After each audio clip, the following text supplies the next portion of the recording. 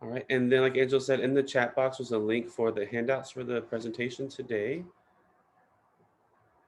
And let's go ahead and get started. Yeah, and if y'all can't see or hear us or whatever, just, raise your hand or let us know somehow, send up a smoke signal, something, let us know, so that we can resolve that as soon as possible. And if everybody could make sure as part of housekeeping that you are muted, so that we're not having any kind of additional interference, or, as Tracy mentioned, that does kind of interfere with bandwidth sometimes. So just so everybody can see us. So yeah. All right, well, we'll get started. Like Tracy and Valerie said, today we're going to be talking about trauma-informed care, specifically in the school setting, utilizing trust-based relational intervention, TBRI. Angela is our certified TBRI practitioner and trainer. I've done multiple trainings with Angela and received the education and the information. So today, I think that we can give you guys a lot of information. And like Angela said, just to reiterate, we are not an expert in school settings, and we can definitely problem solve and help figure out some issues coming up. But also keep in mind that this can be really utilized not just in a school setting too, remembering people that are in our community, also thinking about people you maybe work with or other adults or other children at home. Anything that you can think of usually can be related back to some of the things that we're going to talk about today. Okay. All right. So really today what we want to look at is what is trauma-informed care and what does that mean? And so really that is looking at things through a new lens, looking at things not really why did you do that, but maybe more of like what is going on, what can be behind these behaviors, what can be behind some of the stuff you're thinking about. Yeah. And really, so when we talk about trauma-informed care, looking at behaviors as a symptom, right, is really what we want to consider. So that new lens being that the behaviors you are seeing are a symptom of something else, an unmet need. And we'll get into that more, but that's our main goal for today. So our objectives, which I know everyone saw when you signed up for the class today, but we want to increase the awareness and prevalence of trauma and its effects on behaviors. We're going to talk about the 5 B's of trauma that includes behaviors. We're going to talk about what it means to be trauma-informed in general. We're going to talk about trauma-informed care being used in the school, and then understand some of the TBRI concepts. Right. So knowing that trauma has zero boundaries, right? So trauma doesn't have to just mean people in war-torn countries, or, those who survive hurricanes every year along the Gulf Coast, right? Trauma affects everyone in all different ways, regardless of age, race, religion, gender identity, sexual identity, whatever that is. It really can invade anybody's life. And that's something to remember, that regardless of what side of town your school's on, or, the socioeconomic status of that community, does not mean that they are protected from trauma. Well, and something to think about too is just because we may not feel that something is traumatic or a traumatic experience for somebody, a kid, an adult, whatever, that can still be traumatic for someone else. So it's not really what is happening, but how did that trauma affect the person? Yes. It may be something as, a kid comes into school and they're by the same person they don't like every day, and there's some bullying going on that can be sort of traumatic for someone. That can be their trauma, and we can't really judge that. The same as someone not knowing where their next meal is coming from every day. That could be traumatic, and we can't really judge that trauma for that person, but we can know that it affects them in different ways. Okay, so people who have experienced trauma, I hope y'all can see this on the slideshow, right? So this is just kind of a summary of different outcomes that can happen because of trauma, right? So somebody is 15 times more likely to commit suicide, 3 times more likely to have serious job problems, right? So if we look at a child who has traumatic events, and if that's unresolved, depending again how that experience impacted their life, growing up into adulthood, they might struggle every day at work, regardless of the kind of job they have or the work environment they have. And that can be for various reasons, because it's affecting their mood or their ability to concentrate, whatever it may be. More likely to experience depression, to be absent from work, right? Or absent from school.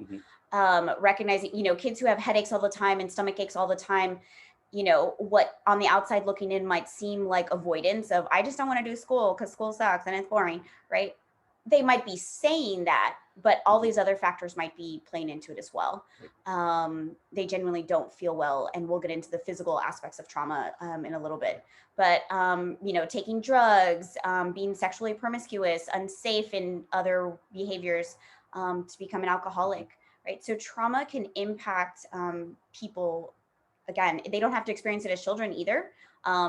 These factors can come into play. Maybe they experienced it in adulthood, and then the rest of their adult life is plagued in some other way, with other compounding factors. Absolutely.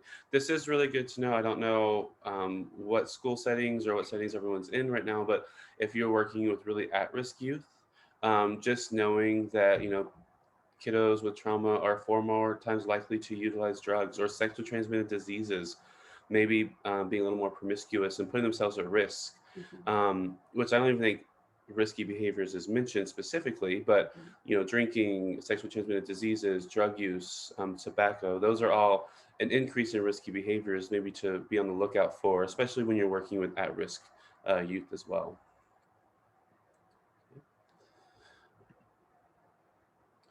Yeah, the 5 B's of trauma, and we'll go over these Mhm. individually. But brain, biology, behavior, body, and beliefs. So, as we said before, trauma impacts like the person regardless, Mhm. right? I mean, whether we think it was a big deal or not, it's going to affect us in some way, shape, or form, which is why it's so important to address it.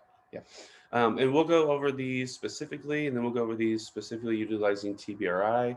And I know we only have until 11:30 today, and we could probably talk all day long about trauma and the effects of that.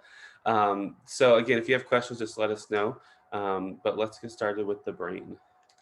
Okay, so the brain. So here you'll see a diagram, right, of how trauma is going to impact the brain. So the brain, the right side of it, right, is our alarm portion. But we become hypervigilant, very sensitive to the world around us because of our trauma. It tends to overreact, right? It's going to Mhm. send a 5 alarm signal when maybe it's only like a 1 or 2 alarm, because our nervous system is just on fire all the time, and that's where the body comes into play, and we'll get into that in a second. um, the brain then becomes very analytical. Mhm. The left side of our brain is meant to calm our emotional side, but because of trauma, it's less likely to do that. It struggles to do that because, again, the 5 alarm fire alarm is going off, and our left side of our brain's like, I don't really know what to do with that, and so it doesn't do anything sometimes. And so we just, the slide says, it tends to freeze our thinking and our ability to rationalize through a situation. Um, and we can't think clearly. And if we're not thinking clearly, we're not making safe or smart decisions necessarily. And our thinking becomes very irrational, which leads to then these kind of erratic, behaviors that we don't really understand from the outside looking in. Right. Especially, I mean, if we know what we do about kiddos, that, the brain doesn't fully develop till 25, 26, late 20s, then add some more traumatic experiences on top of it. This, trauma in the brain is going to be really important to remember when working with kiddos that have trauma, because already their brain is limited due to just inability to process. And then we add on this other information as well, too. Mhm. So the brain, and I think I can speak for Angela too. One of the best and simplest ways to look at it is using what is called Dan Siegel's hand brain model. If you haven't heard of this, this is great information. And honestly, it's probably even better explained from Dr. Dan Siegel. So we're going to play a video clip here, and we're going to hope that everyone can hear it as well. So just give us a second. If you can hear it, because I can see a few people's video. If you can hear it, can you just give us a thumbs up, okay? Just to make sure that it's there. One of the most rewarding experiences for me has been to study brain science and apply it to the experience of parenting. And the hand model of the brain that I use to teach parents is very useful to understand that. So if you take your thumb and put it in the middle of your palm, put your fingers over the top, this is a very useful model of the brain. And when we can actually see in front of us what's going on in the brain, then we can change what the brain does. So let me walk you through very basically what happens in this brain and the structures in it. And it goes like this. The spinal cord comes up representing the wrist, and then you have coming up into the skull the brain stem and the limbic area, which work together to help regulate arousal and your emotions and the way you have a fight, flight, freeze response. These are below the cortex, the limbic and brainstem areas, and the cortex is this higher part of the brain that allows us to perceive the outside world, to think and reason. And this frontmost part of the brain, right behind your forehead, so the person's oriented like this, is actually the part that regulates the subcortical, limbic, and brainstem areas. This regulation is very important because sometimes we can have all sorts of things happen in our life. We're tired, we're exhausted, someone pushes a particular emotional button, and we can flip our lids. So rather than being tuned in and connected and balanced and flexible, we can lose all of that flexibility, even lose moral reasoning, and act in ways that are terrifying to others, including our children. Now, you can actually bring yourself back online and come back to the high road and make a repair with your child, and that's important to explain it to them. And you can also use this hand model of the brain to explain to children, even as young as 5 and 6, how to understand when their emotions are rising up from the brainstem and limbic areas here, and how it's overriding the prefrontal area and making it so they may be about to flip their lids. So I've had kids come tell me that they're about to go flip their lids and they need a break. They need a timeout. And by even just naming that, they can tame it. And that's the power of using the hand model for ourselves and our children to help us all make sense of what goes on in the emotional communication that we have in the course of day-to-day life. Okay, so pretty simple, right? And so then we have it explained here on the slide as well, right? So just remembering that this part, the innermost workings of the brain, is where that 5 alarm fire is coming from, right? That alarm is alive and well in there, and it can go off as for some people very quickly, and for others not as quickly. Again, depending on the level of trauma, when it happened, and just other things kind of going on, right? The amount of stress in the moment. And this is the part of the brain that we want to get to, right? The front part of the brain. But again, as Collin mentioned, for kids, this is already not developed just based on chronological, just child development, right? Just in general, like that part of the science. So we have to take into consideration that this is already not fully developed. They don't have, depending on how they are, they might not have critical thinking skills at all or very minimal. And so when we set the bar pretty high and expect them to do hard things, they don't seem hard, but for somebody whose brain is already not yet ready to be wired to do that, then we insert the alarm that's going on or going off right here, right? This is not engaged at all then, which makes it that much more difficult to perform some of the daily things that we ask them that, again, outside looking in seems really doable and easy. For a child is not. It's really not. Yeah, and one thing I like to remember too is if you look at the picture, there's a spot in a very red box that says unable to think rationally. And so we try so hard sometimes whenever we're working with children, even adults that may have flipped their lid or are emotionally overwhelmed, to really help them think rationally. But in the moment, they're just not able to. And as a person that has worked with children and adults, I know that is frustrating on the other end because you're trying to sit there and like, come on, it's okay, and think this way and feel this way. But in that moment, we have to remember to go from trying to think rationally and help that person to think rationally to really regulate their emotions. And we'll talk more about that in later slides. But just remembering that, especially working with individuals, especially with trauma, is once they are in an irrational space, we can't really get them back to think rationally. We have to just help them regulate their moods. Okay. One of the most rewarding. All right, so trauma and biology, and this is Angela's favorite, so I will let her explain it. Yeah, so I had mentioned earlier about how the body or our biological system, right, in the brain all work together. And so trauma has a significant impact on our entire biology, like from head to toe. because it affects our nervous system.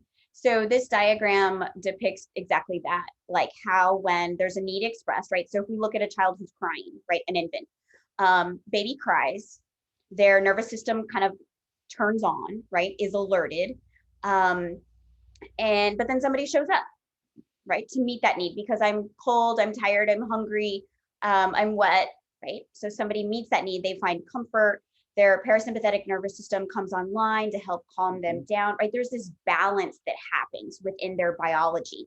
So they've completed what here then is identified as the attachment cycle.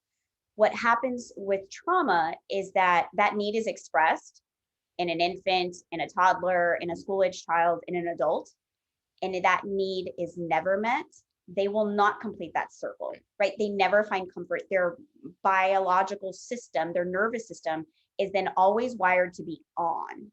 And so they're always in this state of, again, hypervigilance, right? Of, oh my gosh, what's coming next? And some are really good at containing that. And that might be the kid who's sitting really quietly.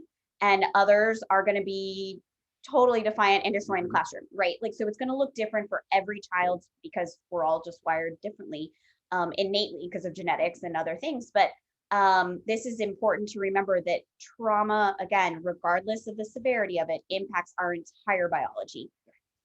Absolutely. And I think it's important to remember this when working in the classroom and you are seeing those kids that may be really knowing that they need attention or seeking your attachment. And so they're trying things, you may see some behaviors, but then there's also the kiddo that may not be seeking the attachment at all that also really needs it because of their biology as well too. So just thinking about the attachment and even when working maybe with adults or parents or other teachers or other colleagues, what is their attachment style like?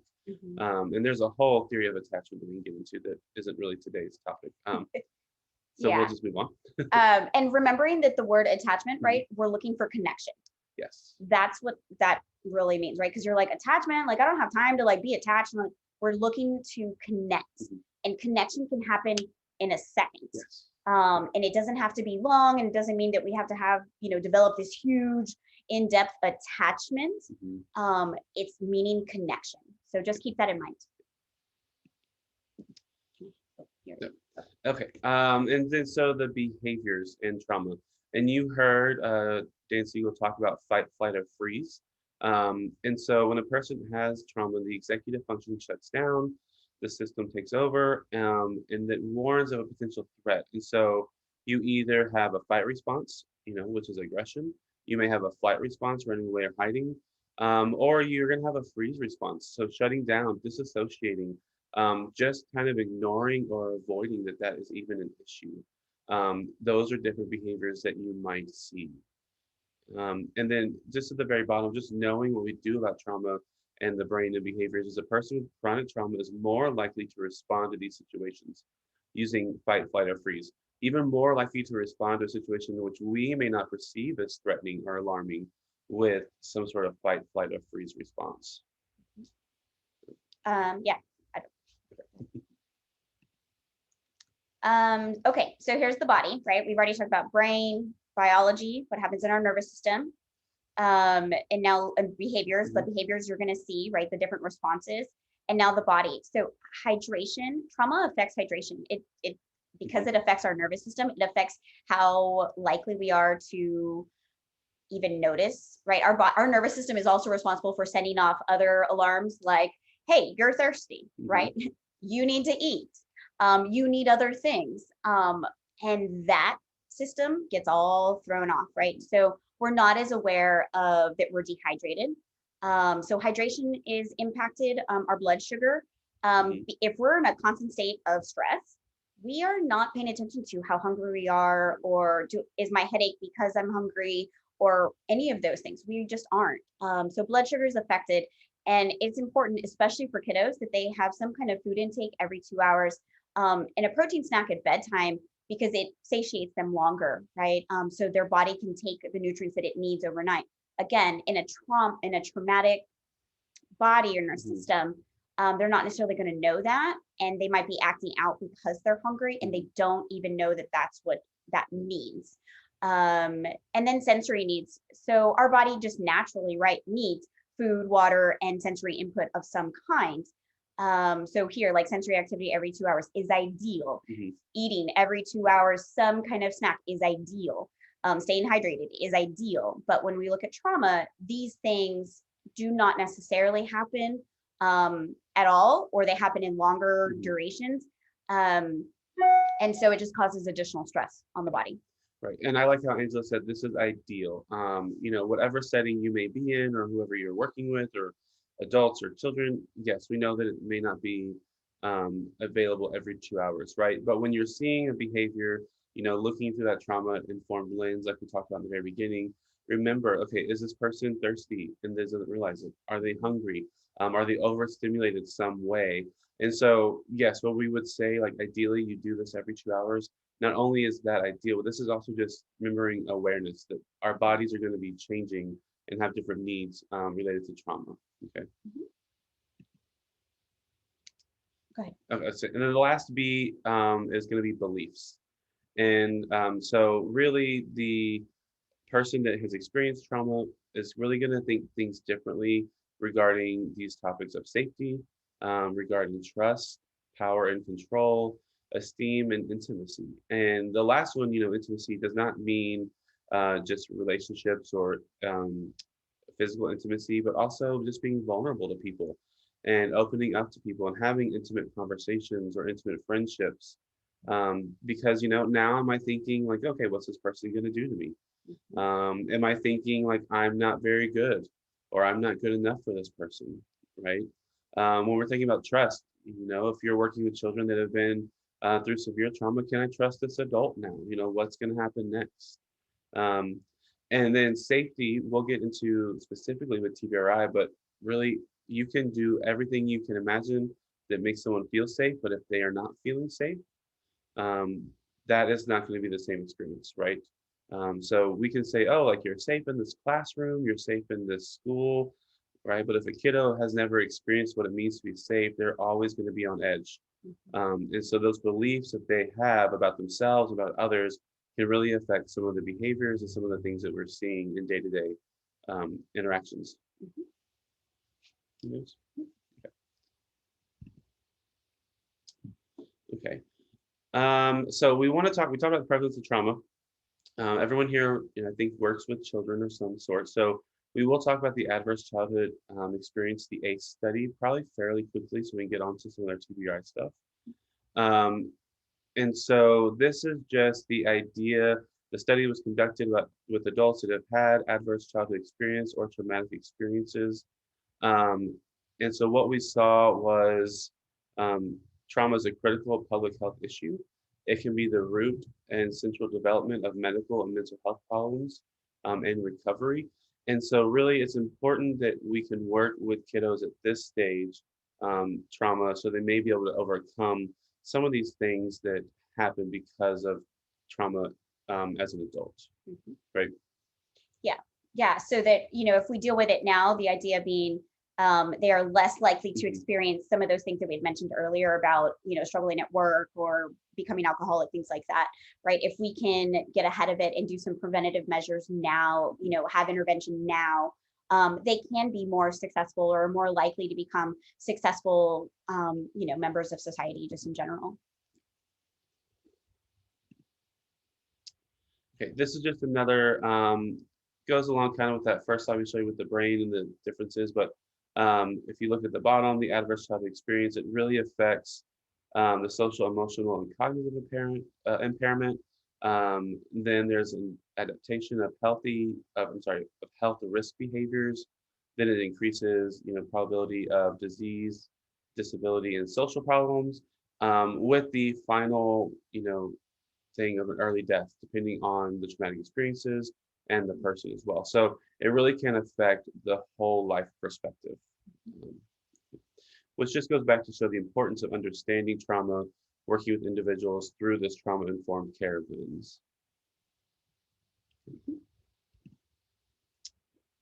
We can probably skip over this. We can skip over that. For the sake of time, we can do all this at the end. Go ahead. All right. So what does it mean to be trauma informed, right? So we mentioned that a little bit in the beginning, but recognizing specifically high levels of trauma among those you serve, but also this idea of practicing self-care, right? So even if we looked at ourselves, so I can only imagine as a teacher, or working in the education system just in general, in any capacity in the classroom or the school setting, right? I mean, you take on whatever your kids are going through, right? So at the end of the day, you have your own stress from your own personal life, in addition to the stress that has now increased due to however your students were acting that day, or if you counseled somebody, or you were trying to help somebody get through testing and they just couldn't, and you were so frustrated, right? So it's important that we too recognize this need for self-care, because while that's not, I lived through a hurricane, it was traumatic maybe for you in that day. Your stress level was so high. So being trauma informed means we're going to consider, do I need self-care? When do I need to implement that? Like, yes, now's the day. Now is the time to do that, which is really difficult. I know for me, to really recognize that, because it's not about, I don't recognize it. I have to admit it to myself that this is what I do need, and being okay with that. Looking at the whole person, not just the behavior, right? So the child who's constantly out of their desk or constantly talking and interrupting, that while it's so easy and it's in our nature to look at that behavior, what else is happening for this kid, right? Also considering, is this the same child who is constantly tardy to school, who has to take like the public transportation system by themselves every morning, who, always shows up to the school without a jacket or proper clothing, based on the weather, the kid who, never has lunch, or we know doesn't eat breakfast, or, whatever the circumstances are, really looking at all of those things, and not just that one behavior. Understanding the role of victimization plays in the lives, of trauma survivors, right? So they can tend to, if they always are the victim, especially for kids, then it's easy to just kind of stay in that role, and they don't know how to then become resilient. Like, they just don't magically know how to do that. I don't know if you want to say more about that, like just how to get them out of that. Well, I think it's important because sometimes we say, and I've even said it too, like, oh, it's okay, kids are resilient, right? They'll get through this. But sometimes, depending on how much trauma and those things that are still around in their environment, it just may not be easy to get through it. So really remembering that if you kind of continue to see this kiddo in this victimization role, or continue to see them feeling this way, like, that may be something to look out for, right? To remind them, like, we can do this together. A lot of times kiddos just want someone to be there with them, to model, to regulate with them. And they remember that it might seem like it keeps on happening. It's not something they're choosing. It's kind of just, that's the life they are used to. And so being able to really like look out and note those differences that you're seeing in those kiddos. Yeah, and I think that goes right into the next point.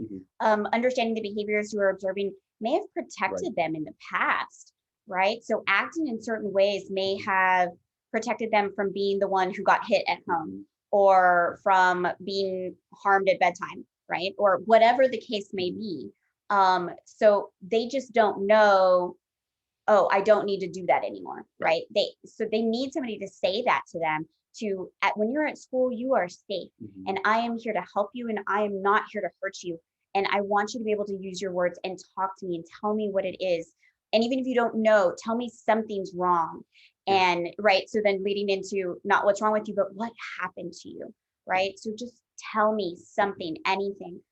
We want them to, Collin had mentioned a couple of slides previously about safety, right? This is where we need to work to change that belief. Their trauma has impacted their belief system, specifically with safety, where they don't know that they are physically or emotionally safe anywhere, not just at home, but anywhere. So this is where we need to reassure them that they no longer need to act in these ways, because right now you are safe, and we are going to, make sure that you're safe. And I think, I know we're talking about specifically school setting and even, children in that age range, but thinking about adults, or colleagues or coworkers or wherever you are, especially when understanding that a behavior someone you may be experiencing or observing or working with, that may have protected them in the past too.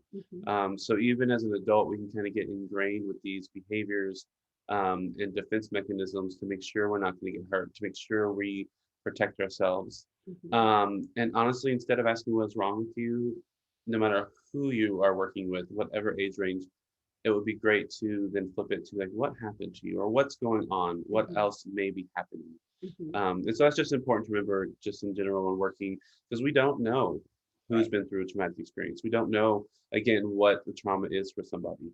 So that's Mhm. really important.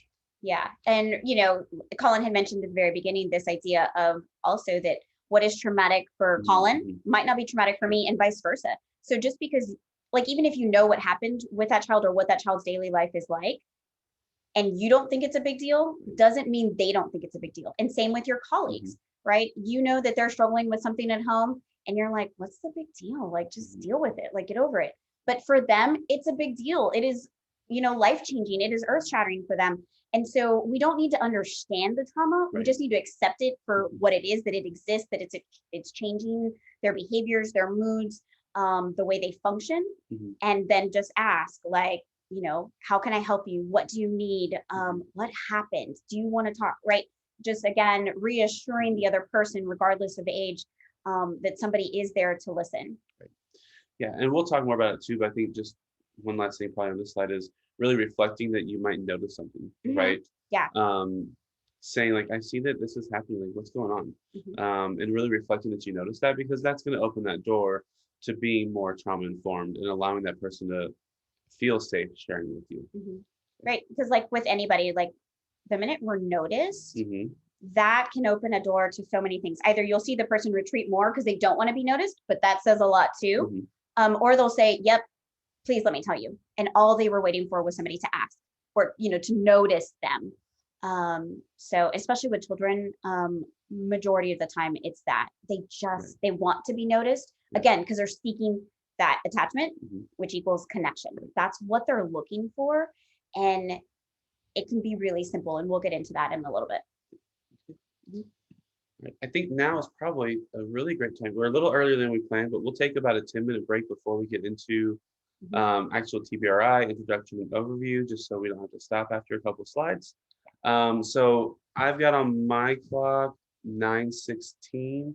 So we'll take about a 10-minute break, come back about 9:26, Mhm. and then we'll get started from there, okay? Thank you, everyone.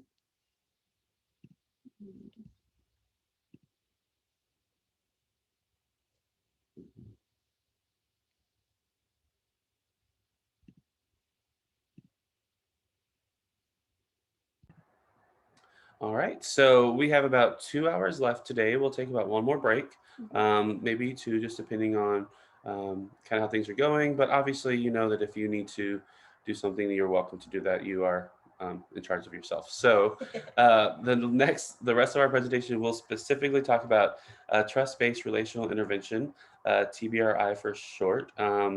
Angela will give a lot of great information, a lot of great education. As the trained practitioner, I usually she will do a lot of the talking. I will definitely jump in and give my own feedback, just knowing what we know together and what we've seen together.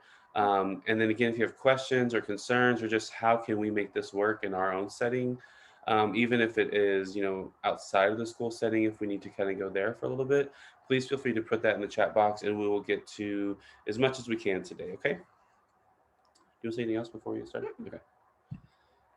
All right. So understanding TBRI.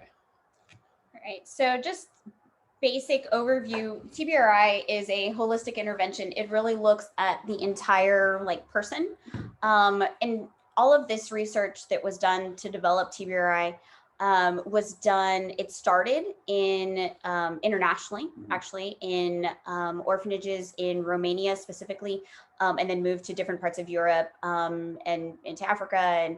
And but specifically there, because there was such a obviously high trauma rate, children were sleeping 3 to 4 to a crib. And what were their needs like? What needs did they have? Were they different than children just here or in general? And how were those needs being met or not? And then, right, long term, how did that impact them over time? So it looks at the whole person, because it, from the beginning, it has considered the needs of an infant to the needs of toddlers to school age children, and then so forth. So and we mention things like hydration and food because that's really where TBRI, like that's what it addresses. Yeah. It addresses how to, one, observe the need for those things, and then two, how can we build that into our daily routine? How can we ensure that we are helping the body get itself back online? Like it says here, it's about the whole child, not just the behavior. It wants to consider all parts of it, of the child, in its approach to caregiving that is developmentally respectful, right? So we're not just looking at their developmental age, like chronologically, like, oh, based on their birthday, they are 7 years old, but also emotionally, right? So considering the trauma and their attachment part of it, emotionally, they might only be functioning at like 4 years old. And so we pull all of that apart to look at, are they able to build connections, right? Attachment. Are they able to build those connections or not? Where are those barriers? Do we know how those barriers got there? If we know that piece, we can certainly break them down. But even if we don't know that piece, TBRI teaches you some basic strategies, how to intervene regardless of whether we know the why or the how it got there. We can at least try to start from where we're at and build to move forward. Yeah. And I think it's important to remember that even though, like Angela said, we may not know the why, we may not know if a kiddo or an adult or anyone has trauma, but in general, the techniques and interventions we talk about in TBRI just really move and help children and kids just engage at all. Like, you know, the connecting principles and the attachment and the felt safety. There may be a kiddo that doesn't have any trauma experiences, and they're still going to benefit from these things we talk about today. Any adult may still benefit from the stuff we talk about today, just in general, because of the nature of our brain development and the craving for attachment and connection that we do have as humans. So just that little piece out there. We may not know for sure if someone has a trauma experience. Just because they may respond to TBRI interventions doesn't mean they do. But it's more just a general about how to engage with other people as well too. Okay. Okay, we're good. Okay. We do that a lot. We'll skip some slides, so don't worry. Yeah. Okay. Just as this who is TBRI meant for, we are all here today, so that's okay. So here's a short, a little video just to kind of give you a general overview of it. So yeah, we'll watch this and we'll talk about it. Does your relationship with your child feel like a series of never-ending struggles? Emotional meltdowns? Tantrums? Go pick it up, please. Or uncontrollable rage? I'm gonna cut you with a sharp knife. How does a little kid even have this much in him and this much anger? And it's not just anger. How can a child so young feel so much fear, pain, and sadness? As horrible as this sounds for a 6-year-old, he almost started losing the will to live. There's no escape. There's times of feeling of total hopelessness, absolute helplessness, and a total loss of, I know I need to be doing something, but I have no idea what it is. It's clearly not the life you envisioned when you opened your heart and home to a child. For parents who are trying to parent a child who's a master at controlling, a master at manipulation, it's hell on earth. It's worse than chaos. Parents and professionals from around the world have found solutions here at the Institute of Child Development at Texas Christian University. That's when you disarm fear. Developmental psychologists Dr. Karen Purvis and Dr. David Cross offer a unique intervention for high-risk, vulnerable children. No, I wanted that one. A trust-based model of parenting built on more than a decade of research and personal experience. What do you need? What's going on with you? Can you tell me? The program has met great success with children of all ages in the homes of foster and adoptive parents, residential treatment centers, and orphanages. Leaders in child welfare and juvenile justice systems have sought out their training. And now, in this video, Drs. Purvis and Cross will share their program with you. Okay, now, let's start with you. teaching concepts, I love to lower myself into a child's field of vision. and step-by-step skills. All right, sweetie, you've got two choices. My tone is a little more authoritative. My volume is a little louder. To put you and your child on a healing path. Do you want to give Mama goodbye loving before she goes? I love you. Have fun today, okay? All right. Many parents that I speak to are at a place they say, I'm just too tired to keep trying. I don't even think I like this child. I may love them, but I definitely don't like them. That's okay. Forgive yourself for that. Let yourself have your feelings. We know through our experiences that children who come from hard places, who've been traumatized, institutionalized, and so on, when they're adopted, even if they're in loving, caring homes, they still have significant problems. Most of our kids have been afraid so long they don't even realize they're afraid anymore. It's just the state of their existence. A child who is afraid is very often angry. A child who's sad may lash out. For adults, lots of times it doesn't make sense. We think, well, if they're sad, why don't they act sad? But that's not the way it is with children lots of times. Doctors Purvis and Cross have coined the phrase children from hard places to describe children who have experienced a trauma that disrupted their early development. In my many years of life, I've never seen the kind of loss and hardship that these kids have had. Most of our children have had ruptured dreams, ruptured relationships, ruptured hope, and for most of them, ruptured trust. Virtually all children who become available to foster or adopt are from hard places. Harm can begin even before birth. Exposure to drugs, alcohol, poor diet, even a stressful pregnancy can all leave indelible scars on the developing brain. A child who had a stressful pregnancy may be a more anxious, more fearful, more frightened child, or they may be a more aggressive child. And then early hospitalization where maybe a baby's in ICU and they can't be held or touched. That child is from a hard place. Neglect and abuse can severely impair development, particularly during critical growth stages in early childhood.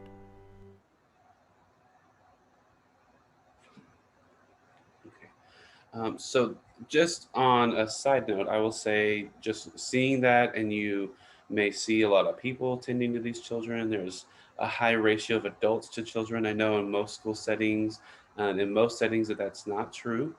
So we can definitely talk about some of those things because I think in the very beginning, Angela even said, being aware that this is very different from the video you see.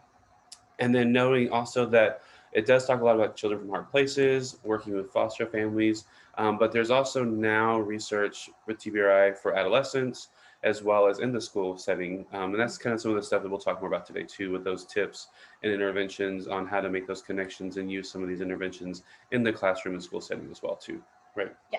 Okay. Yeah. Okay. So where do we begin with all of that, right? And so I think one, it's important as we watch like other video clips. So all the video clips were filmed at a camp that's held during the summertime. And so there is basically sometimes it's a 1-to-1 ratio for sure, if not like a 2-to-1 ratio, like adult to child. So very ideal. So I get it. So know that, we take this kind of with a grain of salt. We understand that is there and that is their ideal setting. So we're going to try to brainstorm about how does this apply to you, right? When it's you assigned to 50 students, you're the one counselor for, 5 different grades, and there's 3 classrooms of every grade, or, whatever the situation is. So please do not hesitate to ask, like, how would that possibly work? Or what can I possibly do? And also some of the examples that will be given, and you'll hear Karen Purvis speak in a certain way. I'm not asking you to speak like she speaks. That is what was genuine to her. I was able to study under her when I first learned all of this. So that's just part of her nature. Right. So that was very genuine for her to raise her voice and have this kind of like, really high pitched voice, or this really soft, what sounds like overdone, endearing voice. But that she just genuinely was that endearing. And she just got that excited. So know that too, that I'm asking what I am asking you, I guess, is to consider what pieces of this can be valuable to you. And when we talk about the language to use, that I'd want you to use it in a way that is genuine for you. Because I mean, as I think we could all agree, kids will call us out, or they know if we're being ingenuine, right? If we're not being sincere, kids know that, and they're going to be less likely to want to come talk to us, to want to even be near us, because no, miss, that's not what you mean. You don't really mean that, right? Because they think that we're being fake. Right. And especially like middle schoolers and high schoolers, they're probably going to call you on it too. And so just know that too. Just kind of keep that in the back of your mind. Understanding the risks, and you heard Dr. Purvis talk about this in the video, and I'll be honest, I did not know about this until coming through Tbri and realizing that even there are risks for trauma and increased risk during pregnancy and childbirth. So Angela, if you want to. Yeah, so and I think this is the perfect thing to consider, that or why Tbri can apply to anybody, right? So I might not have ever had any other trauma in my life, but maybe I was in the NICU because I was born early or something was wrong at birth, right? And so maybe I was in there for 2 to 3 weeks or longer, right? It was cold in there, and while there are lamps, but it's bright, and so it affects my eyes, and people can't hold me, and I can't, right? So that already puts my nervous system in a certain position in how it's going to be developed. Doesn't mean it's the end of the world, but it is something to consider. Right. And so nothing else might have happened to me, but that could put me on a trajectory, to be more likely to develop other things as I got older. Or if that didn't happen, but mom was really stressed out, maybe mom was in an abusive relationship while she was pregnant. Maybe mom lost her job while she was pregnant. Maybe she just worked in a high stress job while she was pregnant. There are so many other things that lead to difficult pregnancies. But the mom's hormones, I mean, as like just basic biology, right? Whatever the mom is experiencing hormonally, the baby's going through that too. So as mom's cortisol levels go up, her stress hormones and her adrenaline goes up, baby gets that too. So all of those things are important to remember, that again, we don't have to be looking at horrific trauma to have happened. And it doesn't mean that everybody is doomed. That's not what I want this to sound like either. Right. But just recognizing that this strategy can apply to everybody, literally. Difficult birth. So maybe the pregnancy was easy, mom was healthy, baby was fine the whole time, but birth got a little complicated for whatever reason. And abuse being like the basic, like kind of obvious ones that maybe more people like think of when we think of trauma, right? Physical, sexual, emotional abuse, neglect is huge. I don't know if you want to say anything about that. But. I mean, just neglect in general, it can be different for every kiddo, for every person that just didn't feel their needs were met. And I think that goes back to who am I to judge what your trauma or your neglect was? Right. I mean, maybe it was neglect, like I didn't go to the dentist growing up, or maybe it was neglect that I didn't realize I needed glasses till I was an adult because my family couldn't afford to go to the eye doctor. So whatever type of neglect may be out there, it's going to be different for other people, but it may not be just black and white. I didn't get fed, I didn't get taken care of. Right. It's going to be very different for people. Yes, definitely. And then when we look at trauma, right? Like I love this slide for that reason, because it's separated out. So here's all these things, and we're going to consider them traumatic in different ways, but then there's this trauma, right? And that might mean other things like experiencing war. I live in a war-torn country. I lived through hurricane. There was a house fire and we lost everything. We became homeless. Domestic violence, right? Like, so there are so many other things that fit under that. And again, whatever is traumatic to you is what is traumatic, period. Yeah. I mean, think about the city we live in with military. And so just moving around from place to place, kiddos may be in different schools, whereas that's a great experience. You're with your family, you move from town to town, but that kiddo may not have developed these relationships, and that could be traumatizing as well. So, and I think it's really important to be non-judgmental for that as well. saying that I know you've moved around a lot. That might be a traumatic experience, but not judging the family or the parents for putting the child in that situation. Just acknowledging that that could have been a trauma for them. Mm-hmm. You know?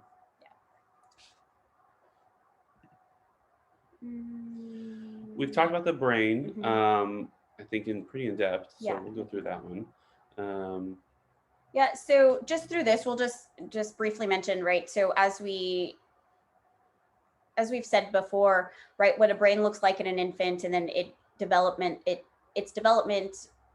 how it's supposed to develop. Let me start over.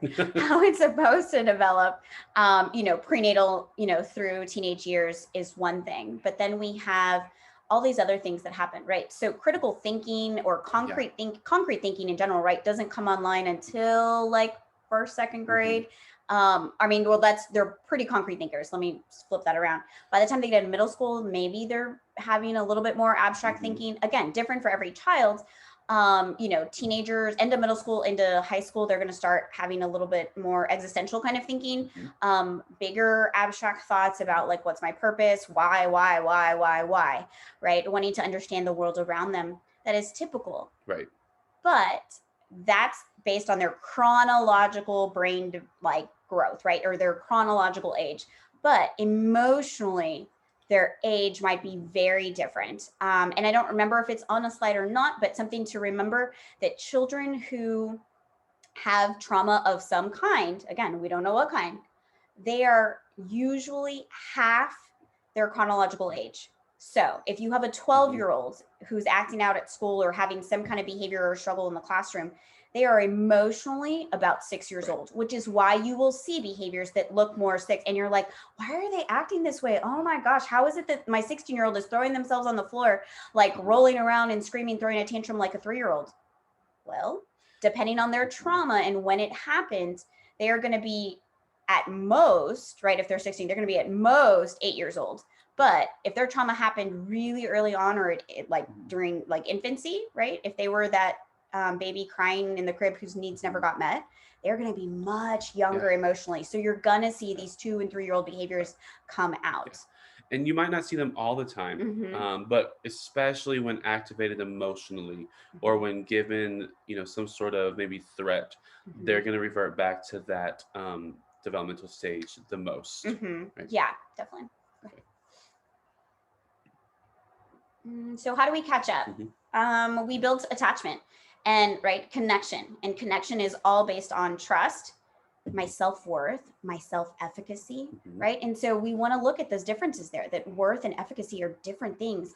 Worth meaning that I have value, but then efficacy being I can meet my own needs, or I know how to get, even if I can't, I know how to raise my hand and get my needs met. I know how to say that. I trust my teacher. I trust my counselor. I trust my doctor. I trust whomever to help me meet my own need, because I'm too little to be able to do whatever. But I trust that the world around me, there are people present who can help me with those things. And all of that comes from a healthy connection.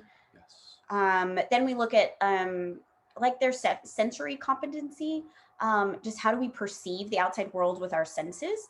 And that's usually a little off balance, or a lot off balance, depending on the child. And so those are some of those behaviors. And you see kids knocking into walls and throwing their bodies around, but playing. That's just sensory need that they have. And so we want to help them recognize that need, understand that need, and how do we appropriately get that met instead of randomly falling out of their desk. And part of that's also for attention, for that attachment, for that connection. Social emotional competency, right? Helping them understand what is appropriate. How do I do these things? What are my social skills? Kids who have a lot of trauma are, again, one or two, they're on either end of the spectrum. They either have really great social skills because that has kept them safe.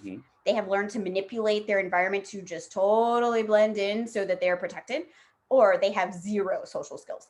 And so, we just have to help them kind of find a balance there.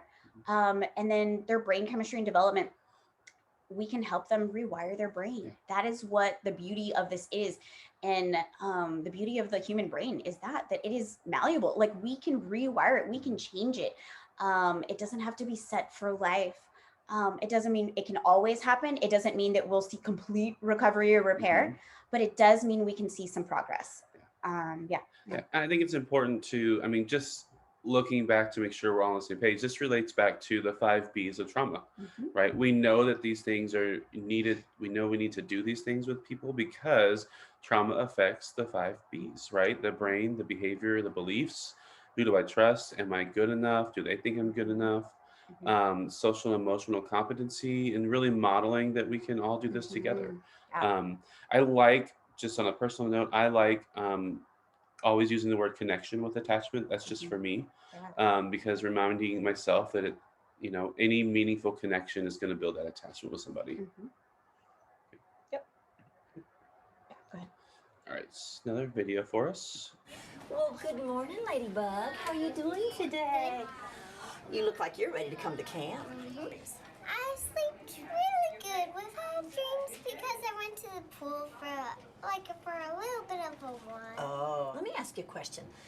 That's a little bit of an anxious voice. Can you give me a real girl voice and tell me about the pool again? Well, I went to the pool and it was so great. Oh, it was great, wasn't it? You know, sometimes when I get... The mother of this 6-year-old says she's seen an incredible transformation in her child. What Karen is doing is she's taking the mask off and letting you see what's behind that. And oh, do I get to wear it? Oh, thank you. I see the real child now about 80-85% of the time. And that's huge for me because we never saw her, and she's amazing. She's just amazing. And it just kills me that, you know, she almost never got a chance. Well, give Mama goodbye, Levin, and tell her you'll see her in a little while. Okay, Queen and everything. Something to note that I really enjoy watching that is labeling emotion. And that's something we talk about, social and emotional competency, is helping kids understand what are these emotions, what does it look like, what does it sound like. And so giving that idea of this is anxious. Later, you'll see some examples of this is angry, this is sad. So just notating that, you know, labeling emotions and being that emotional coach is really good for kids too. Yeah, and so we'll get into this in a second, but right, so that video was titled Giving Voice, because all Karen had to do was just, right, she held the child's hands, she looked at her eyes and just said, wait, we're gonna take a deep breath, let's try this again, right? And not because she was saying anything wrong, but is there a better way so that maybe we can prepare her for the real world, right?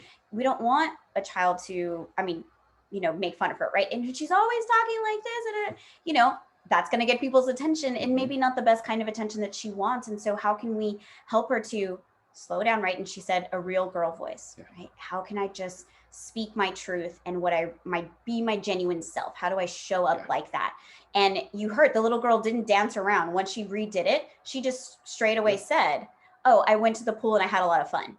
Great. But before it was like, well, I went to sleep and then I didn't have dreams because I went to the pool, and like, what? Like, you know, it didn't make a lot of sense. And so this way she could just say what she needed to say and not worry about turning it into this other thing. So just something to keep in mind, that at the end of the day, we want our kids to be able to feel like they have a voice and to find the most authentic voice that is appropriate. So the 3 different principles of Tbri, the main ones: connecting, empowering, and correcting. And we'll get into all of these, just kind of an overview of them. But so we have mindfulness strategies, things to be mindful of in order to make a connection with somebody, and engagement. How do I then get their attention? How do I engage them to want to build this connection with me? Empowering, we're going to look at the physiological things that are happening, right? What can we teach them? What can we tell them that we're observing in them physiologically? And I say them, children. And then ecologically, what is happening around them, right? We just want to be very aware of those things. And again, to bring some attention to those things so that the kids know, oh yeah, wait, I need to go do this first. I need to take care of myself in this way first, or I need to go ask for water first, and then I can go, right? So we want to empower them. And we can do that by providing some education to them. And then last thing is correcting. And so how can we correct being proactive? And then sometimes if we can't get ahead of it, how do we then respond in a more trauma-informed care way?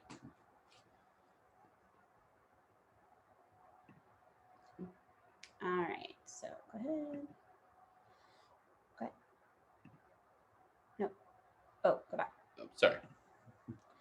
Okay, so society says this is how we function, right? On a whole, we are really quick to correct a behavior. Then maybe we'll talk about empowering, and then we'll worry about connecting, right? And connecting is there. I mean, it doesn't even fit on the triangle, right? Like, it's just like, we're not worried about that. I need you to behave correctly right now because I said so. And you just need to do that. You just need to know how to do that. And I need you to get it together, right? We are so quick to correct and not at all focused on the actual, like the bigger piece of it, which is connecting. What we want to do, so Tbri says, we want to flip the script, right? We want to be more focused on the bottom at connecting, right? That's our foundation. Then we're going to move up into empowering and then correcting, right? So correcting would actually take less energy, right? So there's less piece of the triangle, less energy, less time, if we have a strong foundation in the connecting part of it. So that's the whole goal of Tbri, is that if we can build that strong foundation, the correcting piece is a whole lot easier. Doesn't mean it's easy, but it's easier to manage because we have some basic tools and we already have a working relationship. Absolutely. And just to piggyback off that, I can definitely tell you guys I've seen that work. Working in different settings with children and adults, I have absolutely seen a kiddo respond to a correction or a redirection much better to an individual that they had a positive connection with versus someone they didn't. Or respond better to a redirection or correcting principle to someone that maybe they didn't know but was still using a connecting principle, rather than someone that was just said, don't do that. So absolutely, as much energy as it may take, and sometimes it may not always work, but this does work. And these principles are definitely useful in everyday, I guess, even life, honestly. Yeah.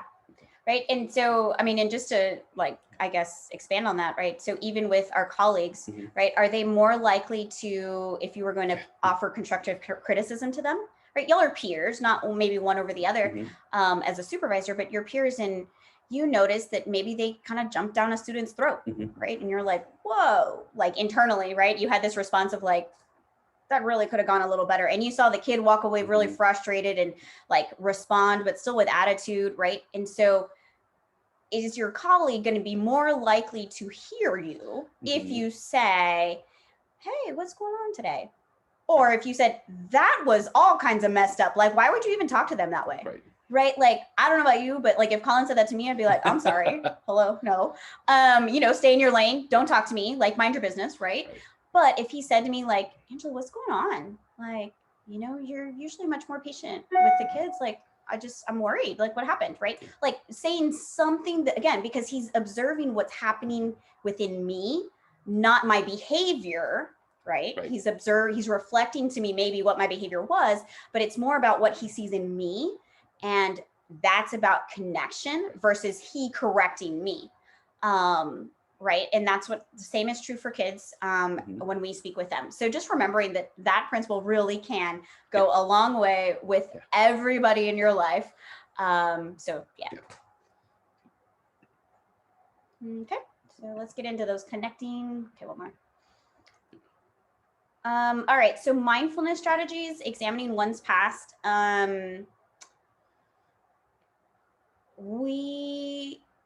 This is about holding ourselves accountable, right? Being mindful of our stuff, being mindful of what we bring to this interaction with this student or students or peer or whatever the interaction is, always remembering that we bring our set of stuff with us, our personal stuff, our childhood stuff, our marriage stuff, our whatever stuff. it is there. The fact that like, anything could have happened, like we messed up our budget this month. We overdrafted our account, my car broke down on the way to work. Just anything, right? Whatever happens, it comes with us. And we need to be mindful of that, like in the present moment. But then also when I talk about like being mindful of our childhood stuff, it's not that we need to sit with it every day. And like, we're not trying to beat ourselves up about it. But if we need to be able to ask ourselves, why was I responding to a child in that way? Right? Why was I being so dismissive? Like, you're fine, just deal with it. Oh, because I heard that my whole life. I was always told that I don't have time for all these emotions. Like, there's no time to be crying. I need you to build a bridge, get over it. We need to move on. We have to get to school. We need to do right? So if that was your message, and that's just kind of how you've lived your life, even into adulthood, without realizing so. But those are the things we have to try to pick apart for ourselves, because we bring that to the table and we're using that as our lens. That's how we're looking at these children's behaviors, right? And it's not necessarily accurate because we're so quick, we're so quick to just want it to be better that we're missing this whole other thing. So it's just important to be mindful of like, or why certain children, do I struggle more with certain types of children or certain kinds of students? And these other ones I'm totally fine with. Like, what is the difference here? Noticing those things and asking ourselves just some basic questions like, what is that about? Again, it's not to be hard or like then blame ourselves or shame ourselves. It's not it. But the more we can understand what we do bring to the table, then we can kind of decide, do I still need that? Yeah. Is that the best way? Is that really going to help me connect with these kids? Just like in the very beginning, one of the slides we talked about was you never know when someone's behavior like kept them and protected them. We do the same thing. Even if it's not a negative behavior or reaction, we still bring it with us.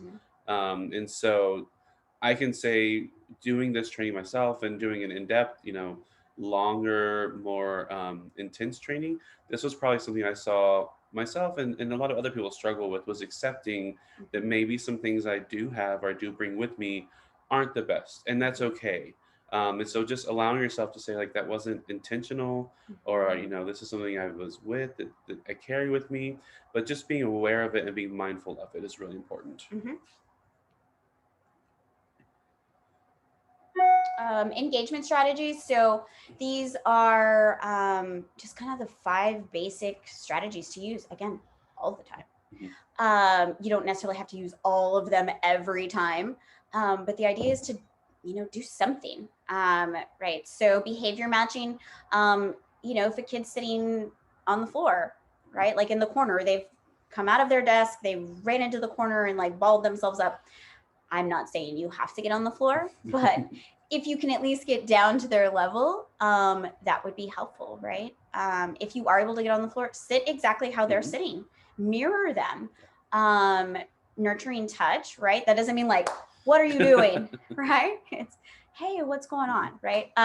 So soft, gentle, if that's, again, whatever your setting is within touch and what is allowed or not. And that piece is huge, the nurturing touch piece. When we talk about being mindful of your stuff, right? And so I know I've worked with, there was a staff member I'd worked with previously, and it wasn't until going through this that she finally understood why she was so hesitant to touch any of the kids.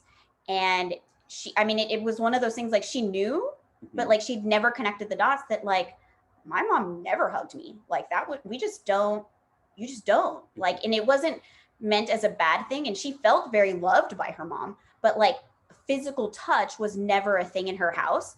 And so it wasn't until she thought about it that she was like, I really don't even touch my own kids, like in a nurturing, affectionate way. And so how was she supposed to then magically do that with the kids that she was working with, right? And so it doesn't have to be, like Collin said, a bad thing, but it's just being aware of it. And so maybe nurturing touch for her looked more like, hey, what's going on, versus somebody else who can go like hug and hold a child, right? And so it's gonna just be different. So just being mindful of that.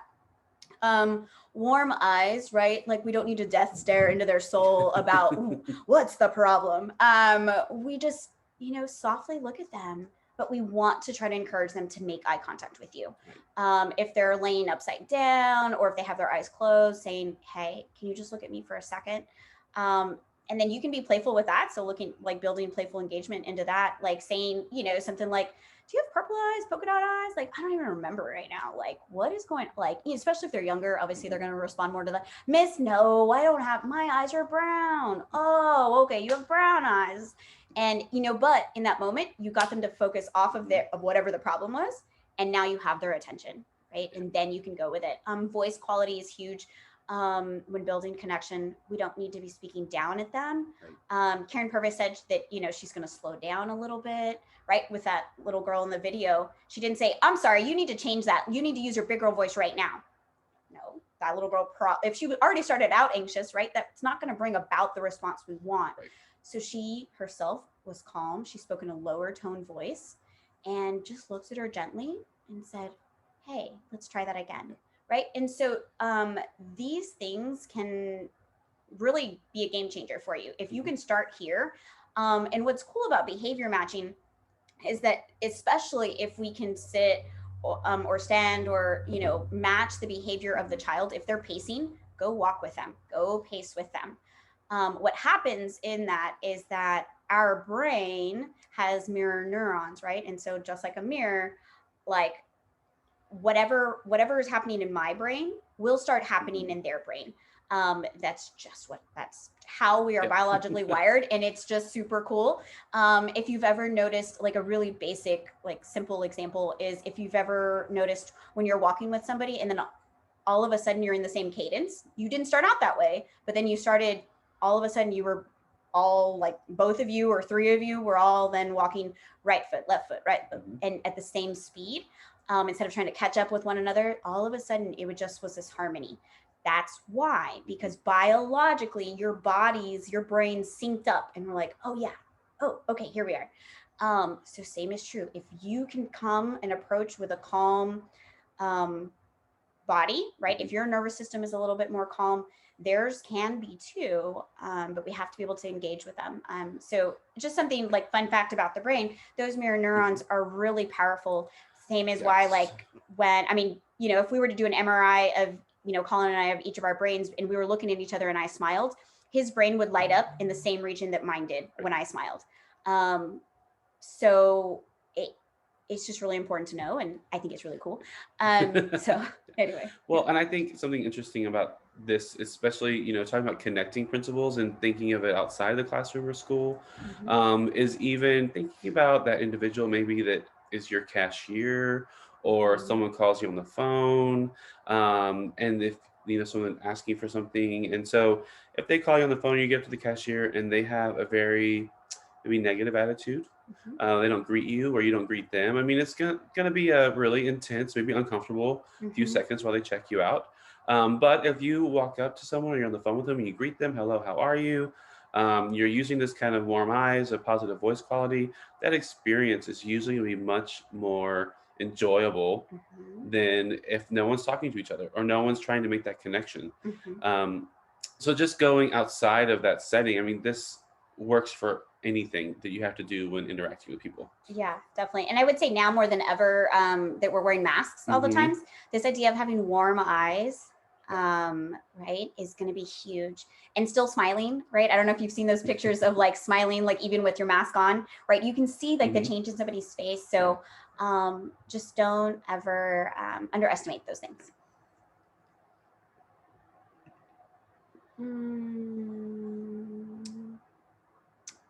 We're okay. We talked about the attachment cycle. It's in the slides. It's in the handouts you were given. So we're going to skip through this part. Yeah. So that's just a video, like Karen draws it out. And so if anybody has specific questions about it, or if you want to know more about it, please just put it in the chat and I can come back to it later. So yeah, this is a little bit more of just, what we said and the being able to complete that cycle. Right, actually complete the attachment cycle builds this foundation of trust, self-worth, efficacy, regulation, and mental health. So go ahead. Yeah. So when we don't complete that attachment cycle, right, so we're in this constant state of distress. And And then at the bottom, you'll see there the trajectory for mental illness. So the longer this cycle continues to not be completed, right, it becomes very chronic, and we start seeing behaviors. Basic emotional behavioral dysregulation, right? Emotion regulation happens all the time, but behavior dysregulation, these toddlers, and this isn't necessarily just typical toddler behavior. This is more than what you would normally see developmentally. And as they get a little bit older, now they're school age, we start seeing what looks like ADHD or ADD, right? And so again, it's listed there as symptoms of, right? Because their behaviors and they look like that, but it doesn't necessarily mean that it is. As they get older, we start seeing more what looks like depression and anxiety. And some of it is, it's not to say that it's not, but it's not for the reasons we think, right? So I have a teenager right now that I'm working with, and her mom tells me she has no reason to be depressed or sad. I don't know what she's worried about, but she has just been awful, and it's been too many years of this behavior, and on and on. She has the best life ever. I don't know what her problem is. Well, so while nothing seemed traumatic to the mom or to the dad, this little girl has perceived her life as very traumatic. Her emotions were always dismissed. She was always left to kind of tend to herself because her parents both thought, it's not a big deal, just get over it. So she would stop crying in front of them, but it doesn't mean in her room or that internally she was regulated. She was constantly feeling sad or unheard, right? She didn't feel like she had a voice. She didn't feel safe to share. So what did she start doing? She started acting out. She started engaging in risky behaviors the older she got, right? And so again, they look like things. And now she is depressed, and now she is highly anxious and very afraid to build connection. So we see these things, and it can become a bigger problem if not addressed at, you know, this 2, 3-year-old age or early school age. So we want to help them be able to complete that attachment cycle. And it doesn't have to mean you have to hold your 16-year-old and cradle them like as if they were an infant. That's not what I'm asking you to do. But if we can meet that emotional need of that 4-year-old inside the 16-year-old, that's when we'll start, you know, seeing some healing happen and some more corrective behaviors happen just naturally. Yeah. And I think as mental health professionals, I don't think this is to minimize or even say that anyone that has depression or bipolar disorder or those symptoms we're seeing also has some sort of traumatic experience. Right. It's just to know that sometimes those behaviors are masked, and just to really be aware of the effects that trauma can have, and the that the symptoms can all just look the same. Yeah, that regardless of label, right?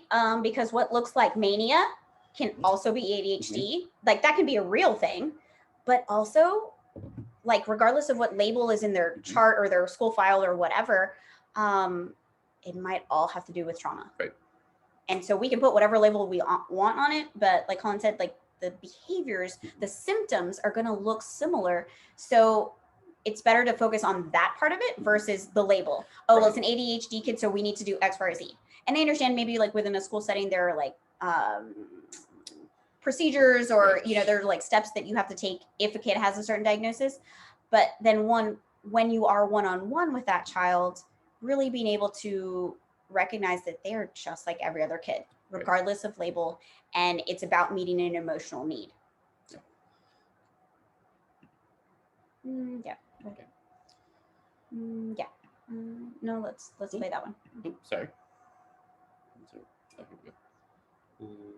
Right. Now, I want to draw for you. Oh no, this is the very briefly. Sorry, guys. How we would bring this child back on. More attachment stuff. I just forgot which video it was. Sorry. All right, so let's move on to empowering principles. Okay. You want to talk about this one a little bit? Sure. So when we talk about empowering, this is giving the power back to the kiddo, back to the adult, whoever we're working with. And again, we talked about this earlier when we talked about the trauma and the body. I can tell you many times I've worked with children and they are upset and maybe crying, yelling and screaming. And you may say, can I get you a glass of cold water? Can I get you something to eat? Can I offer you a snack? Can we do some sort of sensory activity together? And their body just shuts down when they don't realize that they need these things, right? Physically, think about it as being an adult. If you are hungry, I mean, how many people have been hangry before, right? You haven't eaten all day, your blood sugar's kind of low, you're shaky, you're like, why do I have a headache? You know, so these kids that maybe Angela said earlier come to school without having breakfast, you know, because that's just something that the family either doesn't have time for, doesn't have the means for, they didn't have a good dinner the night before. How does that affect their body? Right? Hydration, being dehydrated. I mean, as an adult, you can be dehydrated without even realizing it. And we know the importance of intake for water and fluids. A kid doesn't understand that, right? And if you don't have a parent reminding you to drink water or to stay hydrated, what does that do? It doesn't make you concentrate very well. Again, you might have a headache, a stomach ache, you may be tired, sleepy. So all these things that you may see in the classroom, you could easily maybe chalk up to avoidance.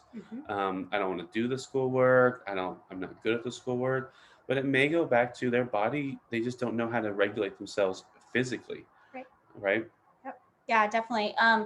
And I guess we'll get into that into correcting, but yeah, that's all. Okay. And again, this says every 2 hours. We know that that's not always possible.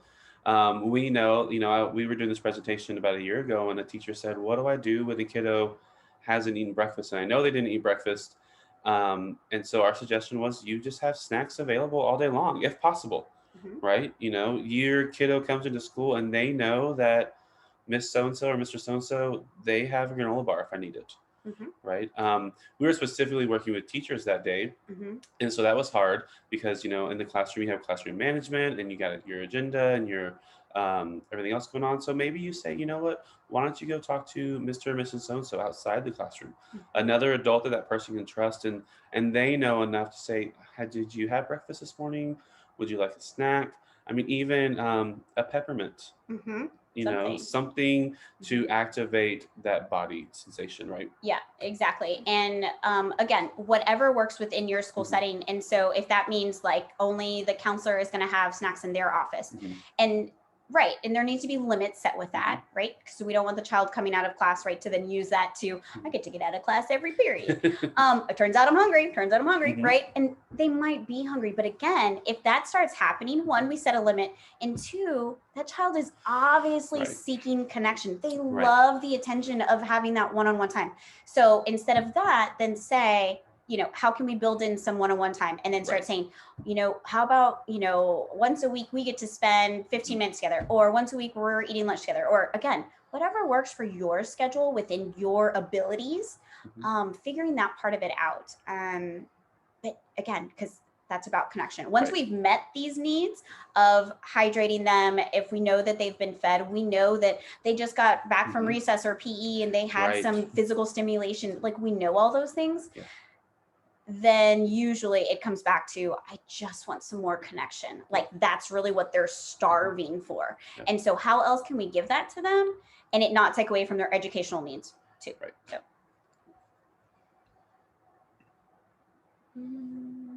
Okay.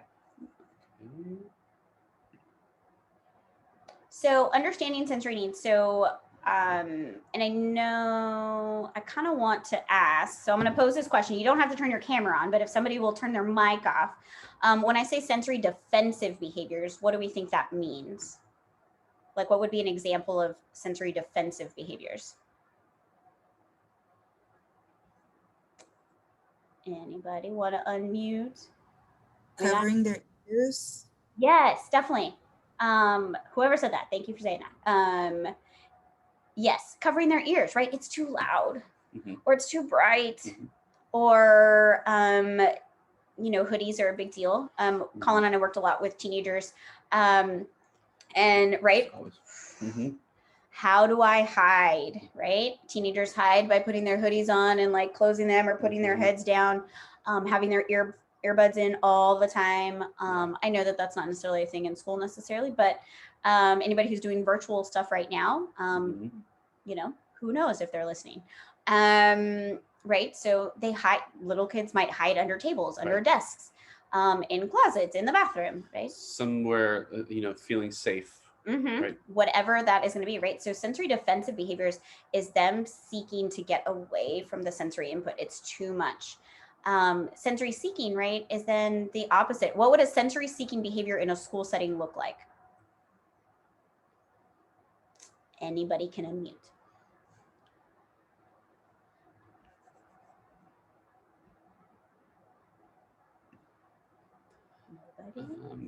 So unless if anyone wants to unmute and share that, you can. But I know that one time we had a teacher say the kiddo was kind of like leaning out of their desk with their head kind of on the other side, looking upside down. Right. So sensory seeking, right? That child is needing input. And so what are they going to do? They're going to turn themselves upside down because that gives them this like head rush, right? So anybody who's been on a roller coaster before, like that's what's happening, right? And so they're looking for something because they can't just sit still. And kids' bodies, they need movement. They need some kind of input. And so that's why in the picture here, you see them playing with rice buckets. So, I mean, I know right now in COVID times and we can't share and germs and all these things, but if there's a way, if you get a child once they are back in your office, and maybe we can't have tubs of rice in classrooms, but again, maybe one-on-one, that's something that is theirs, you know, or it playing with Play-Doh, playing with water, putting water on their face is sensory, right? So there are a lot of ways to meet that sensory seeking need.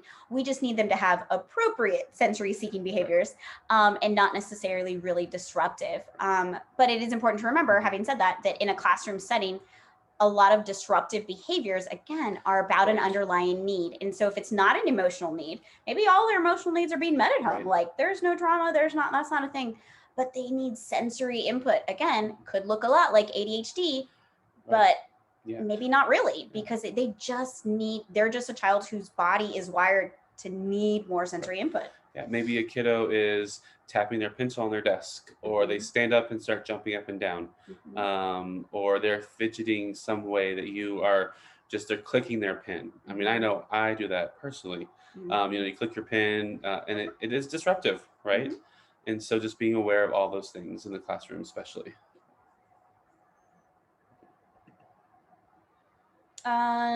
So these are just different options to empower children, or different, you know, ways. Figure out what works for you. You know, so tags on a t-shirt, that's something to be mindful of. I don't know if you've ever seen it. And again, whether it's in the school or in your personal life, kids who just can't stand it. I mean, as an adult, it's hard for me to stand it sometimes. So for kids, it's difficult too. So recognizing their fidgetiness might have nothing to do with they don't want to listen or behave. It's that the tags in every part of their, like in their pants and in their shirt and the seam on their socks is just too much. And I just can't, right? And it's just because their systems are just really sensitive. So just being aware of things like that, that an easy solution, let's just cut the tag out. It's not, you know, the mattress where it says, you know, do not cut off and it's illegal and all these things, right? Like nobody's going to come after you for cutting the tag out of the t-shirt, which is why so many companies have gotten smarter about just printing the label or the tag in the shirt.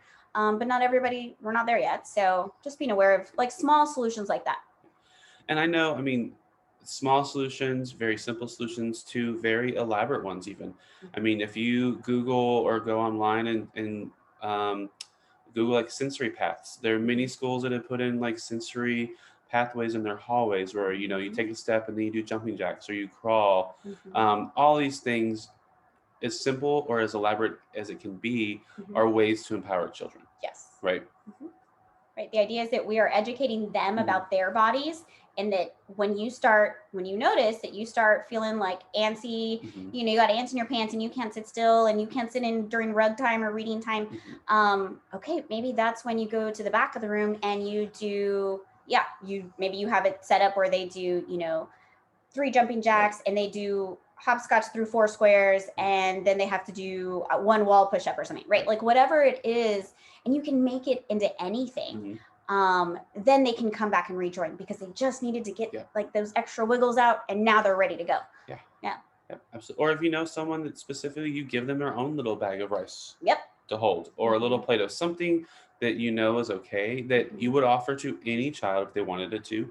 Even if you know a kiddo does not have sensory issues, but they want what the other child next to them has, give them a bag of rice to play with. And then you set that limit. As soon as it becomes disruptive, We have to not use that anymore. Mm-hmm. But offering those and reminding the kiddo, like, hey, you look like you need to focus better. Mm-hmm. Why don't you hold this or Mm-hmm. use this and see if that helps you? Mm-hmm. Because then you're also giving them that information too. Yes.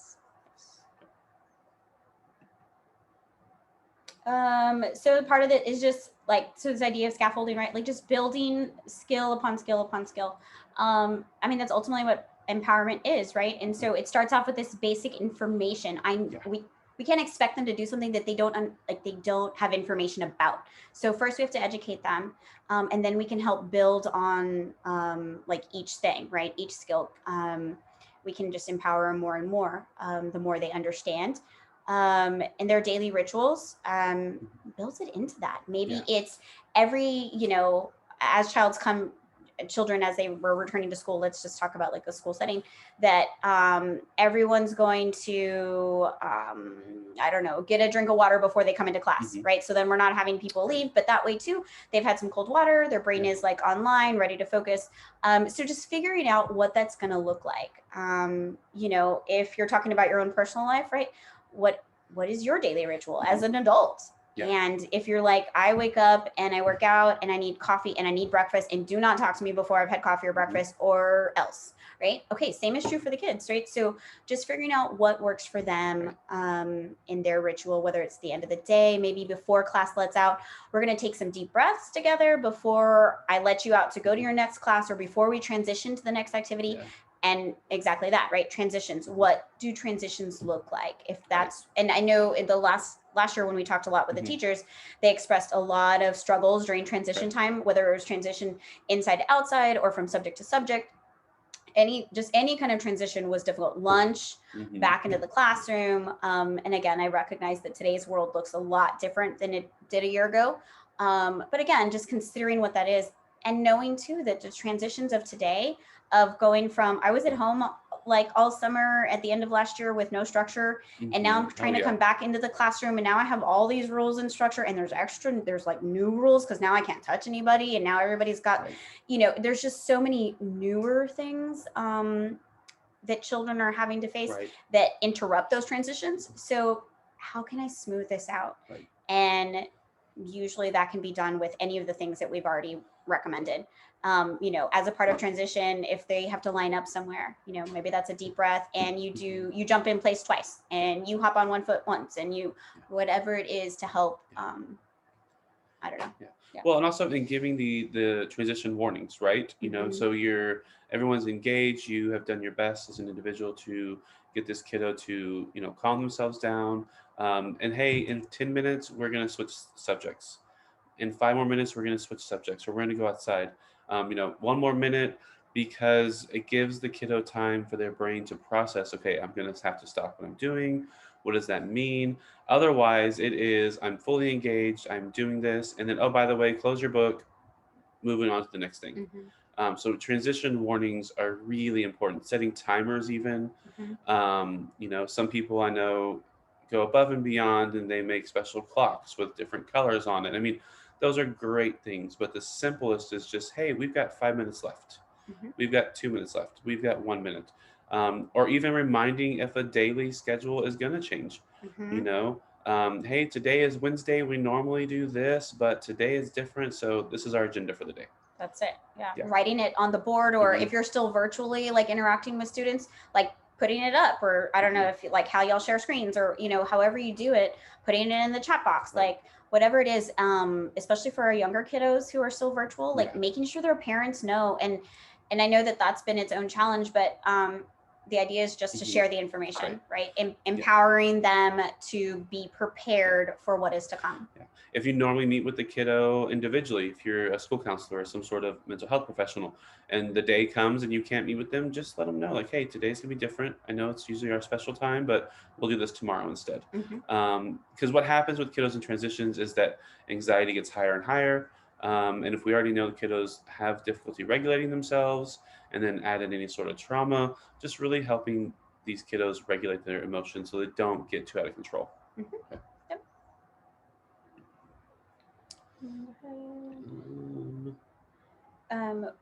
You want to watch this and then take a break? Yes. Okay, we're going to watch this video and then take a break. And this video is a few minutes long. So let's watch this and then I'll give you all a time for when to come back. Trauma during early brain development can dramatically alter a child's ability to process and organize sensory information, Dustin. triggering what can appear to be perplexing behavior. Dustin. Many children from hard places are extremely sensitive to touch and sound. Oh, that was sensory. That was too loud, wasn't it? That hurt my ears, too. Well, hello. This mom was perplexed by her son's behaviors until she learned they were his crude, unconscious attempts to find his personal comfort zone. He would be upside down watching TV, or he'd be sitting on the couch and he'd always throw his head back. And I didn't really attribute the fact that he needed to regulate himself and find out where he was by bumping into people and by rolling and being upside down. Hanging upside down or spinning incessantly are clear signs a child is seeking sensory input to feel balanced and regulated. Parents can begin to develop felt safety by watching what the child's needs are, watching what they're avoiding, watching what they seek. When I hug them, do they avoid my hug? You got everybody? When I put them in the bed at night, are they fearful? What foods do they avoid? What activities do they avoid? What activities, what foods, what situations do they overreact to? Okay, so, just as we were just talking about, right? So just being mindful of those things. Like it says, be a detective. You don't need to know all of the whys, but recognizing that it's there and like, whoa, what's going on? I don't know. Does the next slide show proprioceptive? Go past that. Okay, so real quick, just so that y'all understand the like spinning piece of it and all of so that specific child, and so a lot of kids I know that I've worked with, they're always like throwing their head back or whatever, spinning around, or like it looks like they're walking like there's not a biological or like a physical medical problem that impairs their walking, but all of a sudden their gait gets all like wobbly and they're running into walls or whatever. That is their inner ear fluid, and it's just sloshing around like this. Like that's true for all kids, but particularly children like that is that they need more of it because that inner ear fluid is not helping them to orient like it's supposed to, like to orient to space and like things around them. And so this is the kid that's like constantly bumping into people and tripping over themselves and running into walls, and you're like, what is going on with you? So again, most of the time there's not a medical need there or like something that's physically wrong. It's just their inner ear stuff is not balancing, that their equilibrium is just off, and that's all part of their nervous system and how they're wired. And so they're going to need some additional input. So just to be mindful of that and to understand that that's where that's coming from. So it is 10:33 is what I have. So we'll take 10 minutes. So come back 10:43. And then we will get you out of here. We'll look at the last principle, correcting.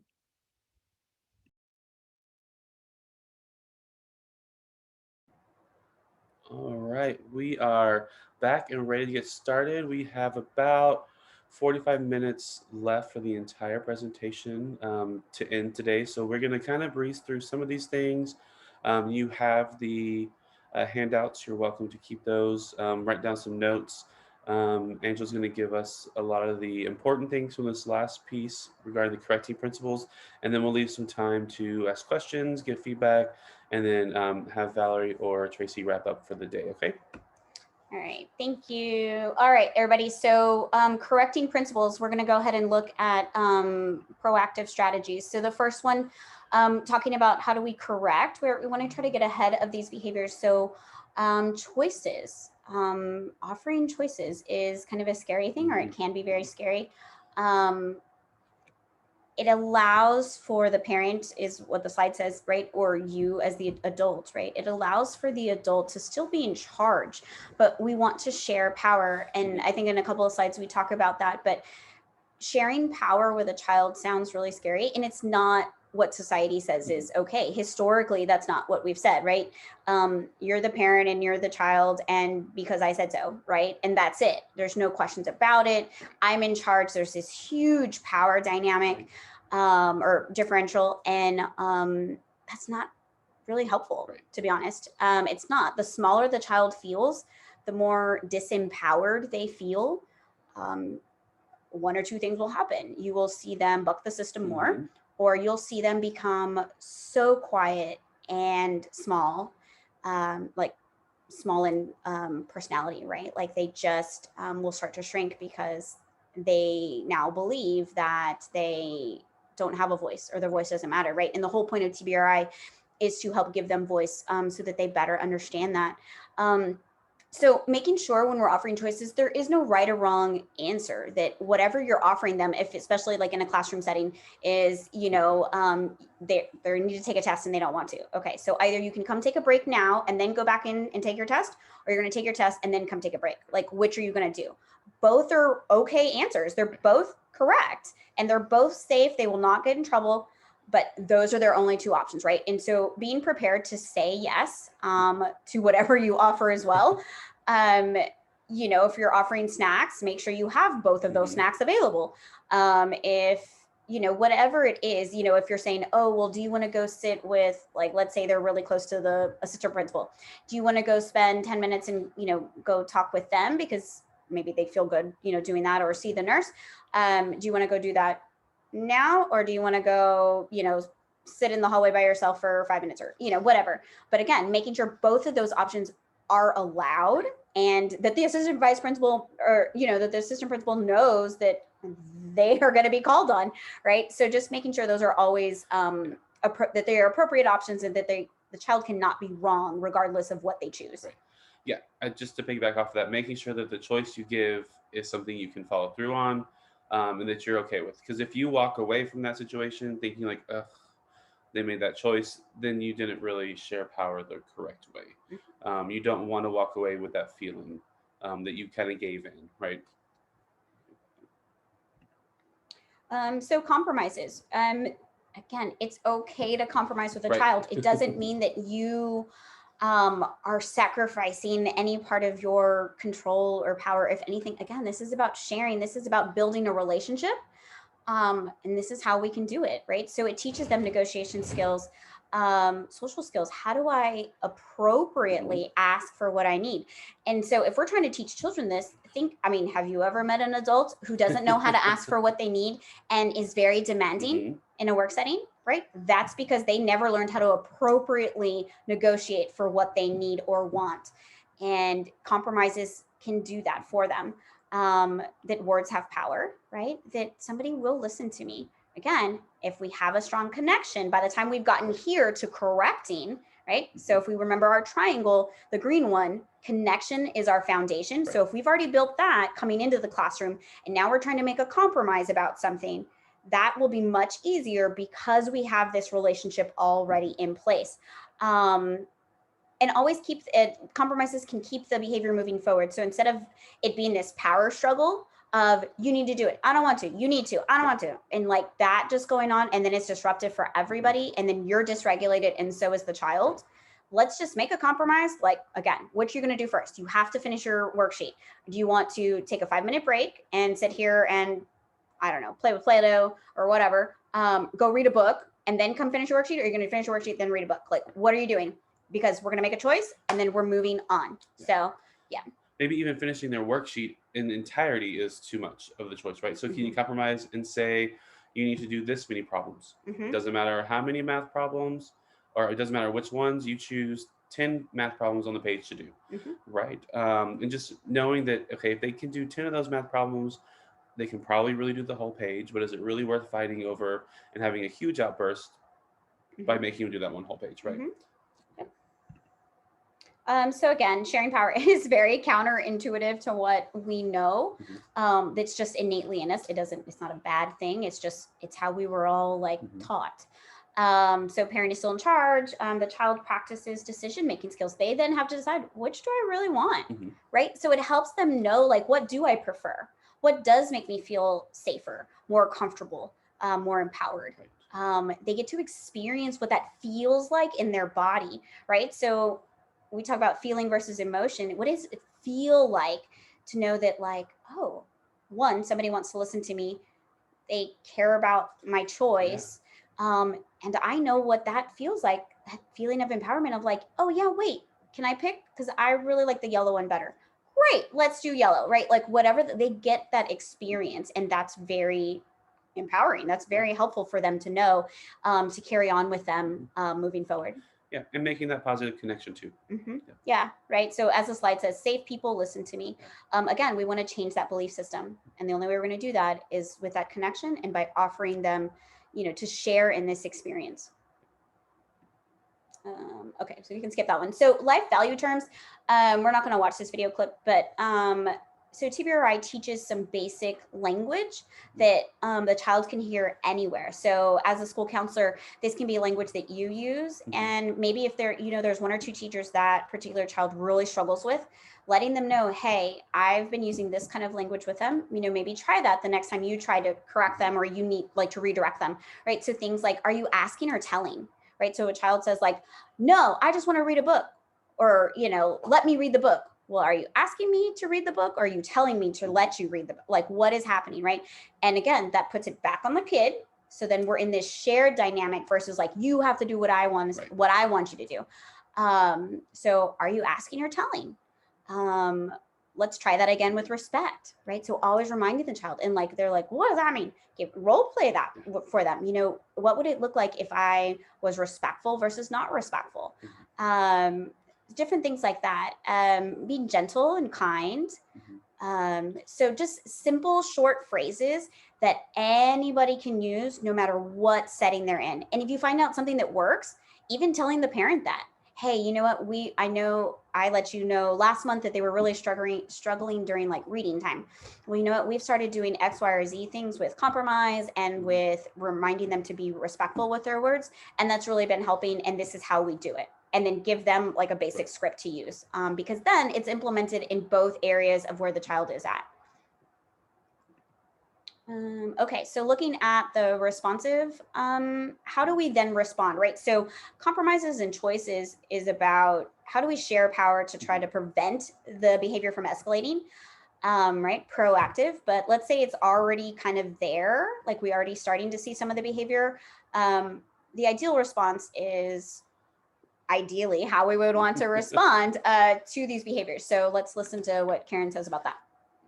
An acronym that can help you remember how to respond when you're in a situation with your child.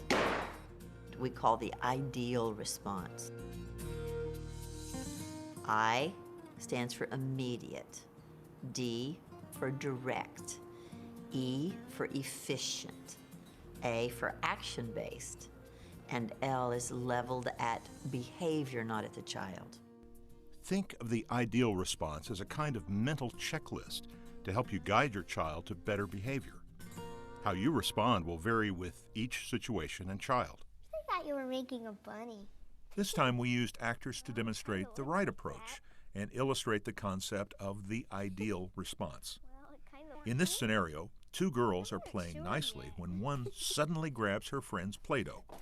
I want it. So immediate means I stay fairly close so that I can be there within very few seconds. I want it. No, ma'am. We know from current brain research that children learn best if there's a response immediate in proximity to the behavior. We respond immediately because with our children in particular, but really all children and many adults, what's past is forgotten.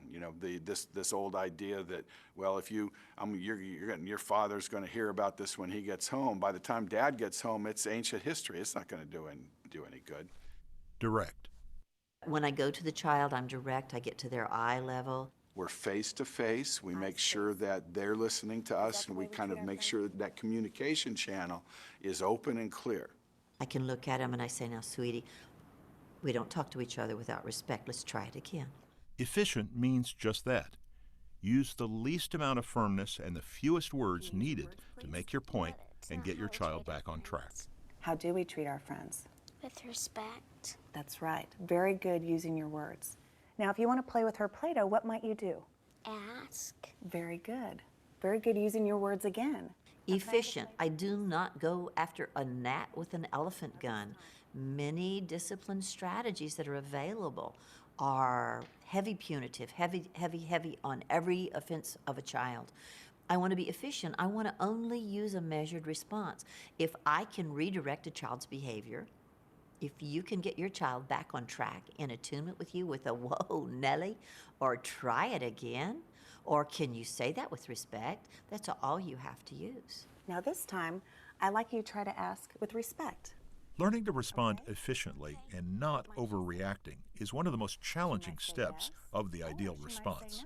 A common mistake for parents is to respond to a little transgression as if it was a nuclear blast. Okay, but so if it's just a little challenge, we'll just give it a little response. If it's a moderate challenge, we'll give it a moderate response. In the next chapter, we will walk you through our four-stepped approach to defiance we call levels of response. It takes the efficient response to a deeper level. Action-based means actively redirecting your child to better choices. A redo gives the child a sense of accomplishment. Would you like to try that now? Yes. May I please play with that Play-Doh? Sure, you can have it. Very good asking with respect and using your words. And it builds the relationship as parent and child work together to learn a new skill. A redo gives a child a chance to do well what they hadn't done before. Start walking away. Annalise, what did you say? Oh no, are we sticking together?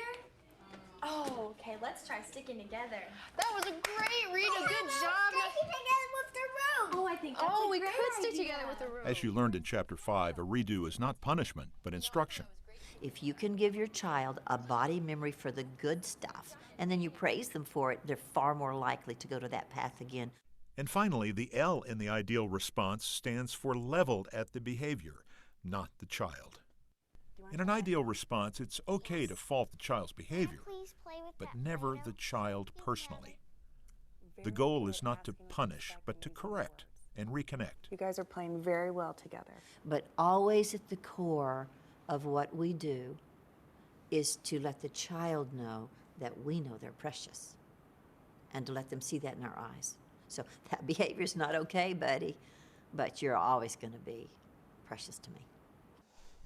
We would never demean a child like this. Hey, Dad, you want to go throw the football? Not today. Why not? What part of no don't you understand? Not today. Come on, you never play with me. Would you stop whining and acting like a baby? You're 13 years old now. Whatever. We never say, you're a bad kid. Or we always say, that's not an acceptable behavior. Let's try that again. So it's always about the behavior and never about the child. Chloe, sit in the chair, please. Most powerful, most important for a child to know that they are loved and adored in the midst of their worst behaviors. It's a vital lesson. And then there's no hurts. We don't hurt people. And there's no tantrums. I'm never going to ever lose sight the preciousness of this child. This child was bruised by many, harmed by many. Harmed and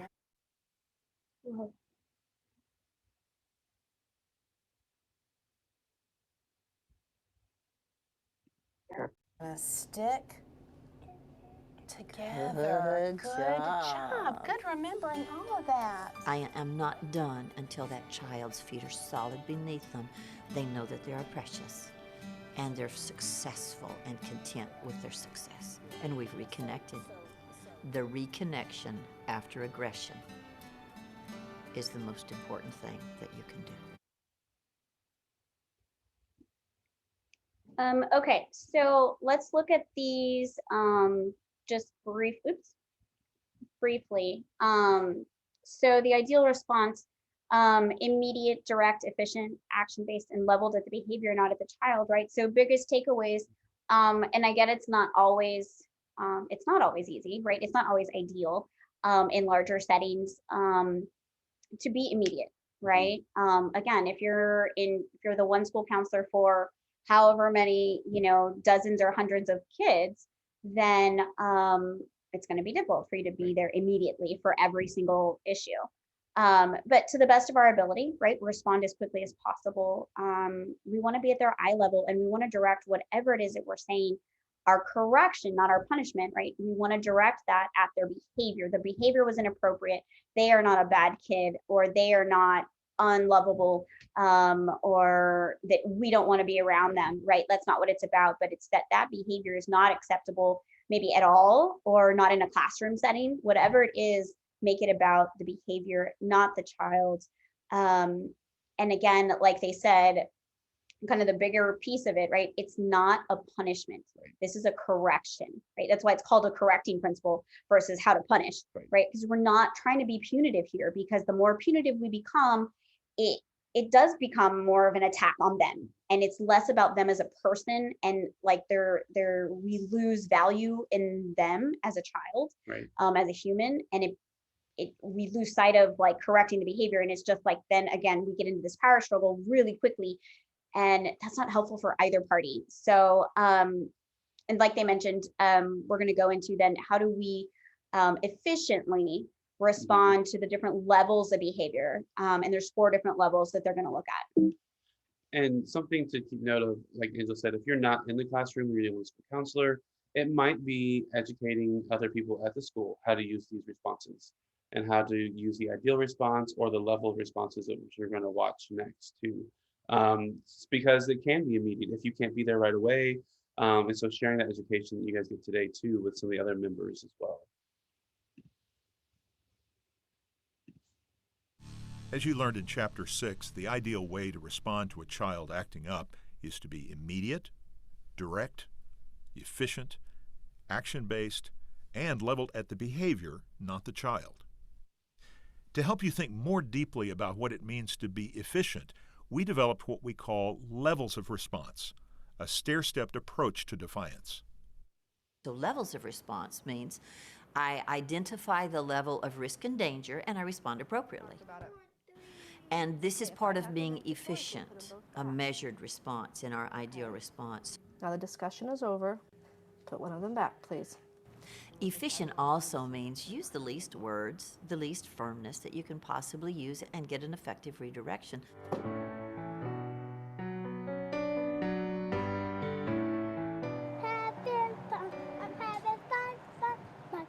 This child actor helped us demonstrate how we respond to a low level of pushback. Because I'm going to go up. In this case, a sassy demand when she's asked to stop playing. All right, darling, it's time for us to go in now. Pick me up and carry me in. A level 1 challenge by a child is something mouthy. Pick me up and carry me in. Oh, are you asking or telling? I'm telling her I want to be picked up and carried in. That's disrespectful. That's not okay. But nobody's in danger here. If a child is at a level 1, my tone is still playful and warm, asking or telling. My volume might be like moderate, asking or telling. My cadence might be swift and playful, like, are you asking or telling? And carry me in. Are you asking or telling? I'm telling her I want to be picked up and carried in. Do you want to try that again with respect? I didn't wait for that thing to spiral down, and then I blow, and the child blows. I see it right here when it's a spark, and I say, whoa, try it again. Can you try that again with respect? Can you please pick me up and carry me in? I can. That was good asking. Give me 5. Come here, darling. I'd be glad to carry. All right, let's go see what we can find. At level 1, the child is still connected to a well-attuned adult. The child is flexible enough to be redirected and move forward with a playful nudge. I'm telling her I want to But if the child pushes back, Do you want to try that again with respect? No, I don't want to. All right, sweetie, you've got 2 choices. you move to a level 2 response.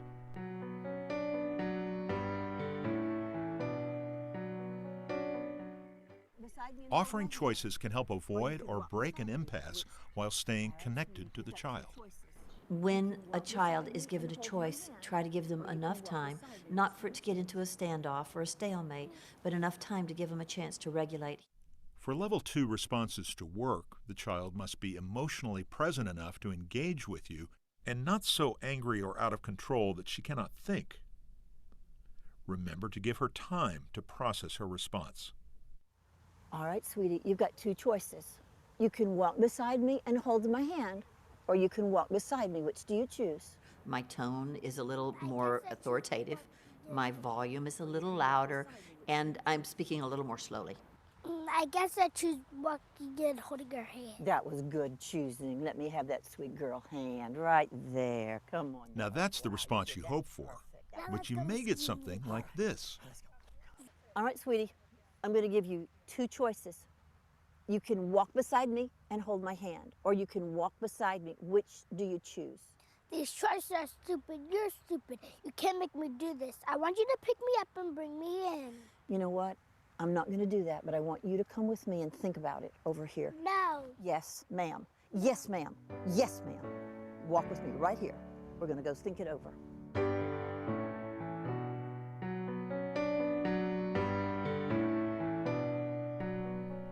When children are at level 3, their connection to the adult is weaker.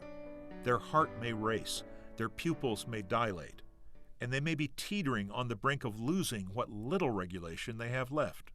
At this stage, the adult must be laser focused on the child's physical and emotional state. Everything you say and do must be calm and clear. As the child deteriorates, it is critically important to simplify the goals. I know they can't process many words, so my cadence is quite slow now. Few words and very slow. My volume is a little louder. And you stay right here and think about what you did wrong and how you can do it right. And when you're ready to tell me what you did wrong, you say ready. I'll be right there waiting. Yes, ma'am? Yes, ma'am. All right. So my tone, volume, and cadence give a child nonverbal cues that are primitive, that they can read, even when they can't understand words. How high the bar is for my guidance is going to depend on how much the child can bear, whether or not they're tired, hungry, sad. If the child is not too fragile and can think through her response, then give her time to think it over and regroup. I'm ready. Aw, sweetie, that was such good using your words. Tell me what you did wrong. I was sassy. You were sassy. How could you do it right?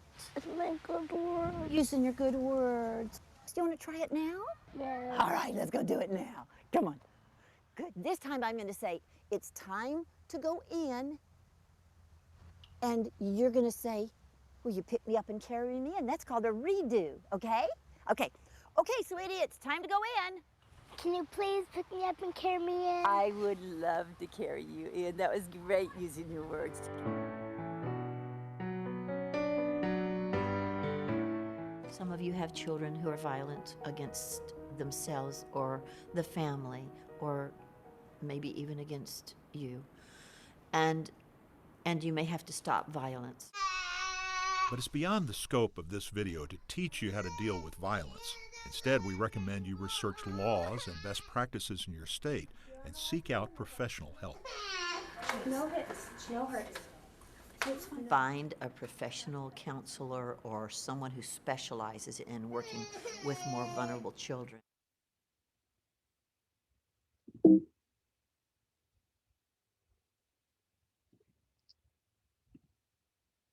All right, so we're just going to go through these slides quickly just because we're short on time, but stay playful, right? If they have not, like the little girl was sassy, and so our emotional response could have been like, excuse me, you don't ever talk to me that way. But that will not likely bring about any kind of positive behavior or response from the child. So again, be mindful of our stuff and that it's not about us. They just want, like every human, they just want what they want when they want it. I don't know. I'm kind of the same way. I just, as an adult, I have learned that that's not always acceptable or possible, right? They don't always know that. If they have no structure at home, if they have no adults in their lives putting boundaries on them, they don't know how to function within them. So if we can stay playful with them, let's do that, okay? Because again, if that can be a preventative measure from it escalating more. So using our asking or telling, if they're cussing at you, whoa, I don't even know what just happened, right? Like, be silly with it, be playful with it. And we have to try to, in one of the earlier videos, it talked, Karen said briefly, play is disarming fear, right? So the more playful we can be, it disarms that fear. So they're afraid that, because part of them knows, I don't know that that was the best option, like what I just said.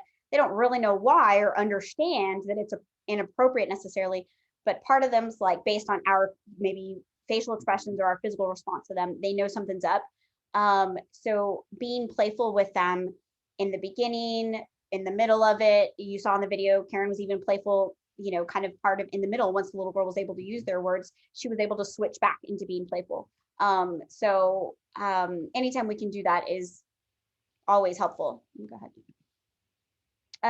So structured, right? Offering them those choices as, the child is a little bit more insistent on their way. Offering some choices. Again, we want to share power so they feel like they have some control in the situation. And at the end of it, always returning to playful engagement as soon as possible. Because again, it's not because we don't like them. We're not mad at them. We just don't like their behavior. So that the big challenge there is for us to remain in control of our own emotions so that we can stay focused on them, their person, and their need. Calming, right? So this is when she took the child right there where it says time in instead of a time out. Time in is where they are still under supervision, indirectly, but somebody's nearby, right? So in a timeout, most 2-year-olds are not sitting there like in the corner thinking about what they did wrong. Like even 5-year-olds are usually not thinking, they're thinking about like how mad they are that you put them there. They're thinking about how can I escape and get out of here. They are not thinking about that, especially if they're unsupervised. And all of a sudden you go to the kitchen and you left them, in the living room in the corner, or you left them in one part of the classroom and all of a sudden they're back in their desk and you're like, wait a minute, how did you get here? Why are you here? I didn't tell you to get up, right? Because there was no supervision. They didn't feel connected to you. They were like, well, they don't even care to stick around. So what does it matter? So time ins are important. And that's why in the video, Karen stayed close by. So that could mean if you have a child, if you're able to bring them to your office, they can sit in the chair. You tell them, you sit and you think about it. I'm going to send an email. And when I'm done, I'll check in with you. And, I want you to think about what just happened and let's talk about it. And again, always returning to playful engagement because it's not about being mad at them. It's about not liking their behavior. Level 4, right? So when children, specifically in a school setting, they're becoming violent, a danger to themselves, yourself, teachers, to their peers, following whatever protocol you have in your school setting for that. But even after everything is said and done, right? Maybe it wasn't so bad that they had to leave school, but it maybe took a while. It took several people to come intervene and help calm this child down. Being able to return to some kind of like playful manner with them, again, reassures that child that they are still valued as a person, and they are still wanted in the classroom. They are still desired. And I can only imagine how challenging that is if it's happening all the time. But that is ultimately the goal, is to stay focused on them as a person. Right. And I mean, someone even mentioned this in the chat box, kind of what we said too, is we all know that this is not something that you can do every single day. You can't go to every classroom and provide these leveled responses and these ideal responses, but being able to educate and provide this information to other individuals at your school, wherever you are, to remind them and maybe even model for them when you can be in the classroom. Hey, this is something how I would respond to a kid tapping their pencil on the desk. Just like Karen Pepper said, don't go after a gnat with an elephant gun, right? You walk over there, you're kind of playful with it. And so modeling that when you can, and then providing education when you aren't able to do it as well. Yeah, definitely. And seeking too that like once y'all are, if you find that there is a particular case you're struggling with, like reach out for help. Like Collin and I mean, we have a website, like find us. And I mean, we're happy to share additional information or follow up with you at your school or your principal or the teachers or, however you think would be most helpful and supportive. The resources are there for you all. And again, I can't imagine, but from what I do know in working with, school administrators and teachers and just other professionals in the school setting, it is very challenging and resources are limited and you're very overwhelmed because there isn't enough support. So there's outside support, community support. So just know that too. Reach back out to Tracy at Region 20. I mean, that's kind of their goal, is to provide the support for everyone too. So yeah. We have maybe a couple more minutes to kind of review really quickly. No, we will not be doing that. Or that. Just the video. Okay. Yeah. So I would say too, something that's, oh, go ahead. You can go to the next one. So these are some resources, books that we would recommend. So the book on the previous slide is The Connected Child. That was the first book that Karen Purvis put out. And then her most recent book, The Connected Parent. So the first one is looking at the child's needs. And this one is talking about how does the parent stay connected and the parents kind of role in all of it and their feelings and perspective. The other two books, kind of at the bottom, The Whole Brain Child and No Drama Discipline, both by Dan Siegel. And he was the gentleman who did the hand brain model demonstration. Both great books. And then How to Talk to Teens. So they'll listen and listen so teens will talk, and then vice versa for younger kids. I think there's even a third book now for like littles, Yes, like preschool age. So those are all great books. That are also all in line with the TBRI principles too. Yes, yeah, very much about affirming the child and recognizing that their voice matters and allowing space for them to share what it is that they need and helping them to verbalize that in appropriate ways. There was something else I wanted to say from a TBRI perspective, but I can't think of it right now. So Tracy or Valerie, like I'd like to open up the room to questions if we can. We can stop sharing. It may be easier if you feel free to unmute yourself, but if it's easier to try to type it in the chat box, we can definitely do that as well.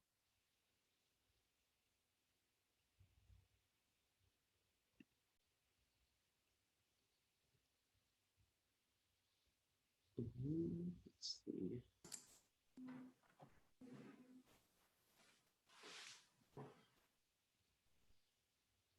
While we're kind of waiting, just something to remember, just knowing that these skills take time, right? And if you focus on anything, maybe sometimes focusing on the connecting.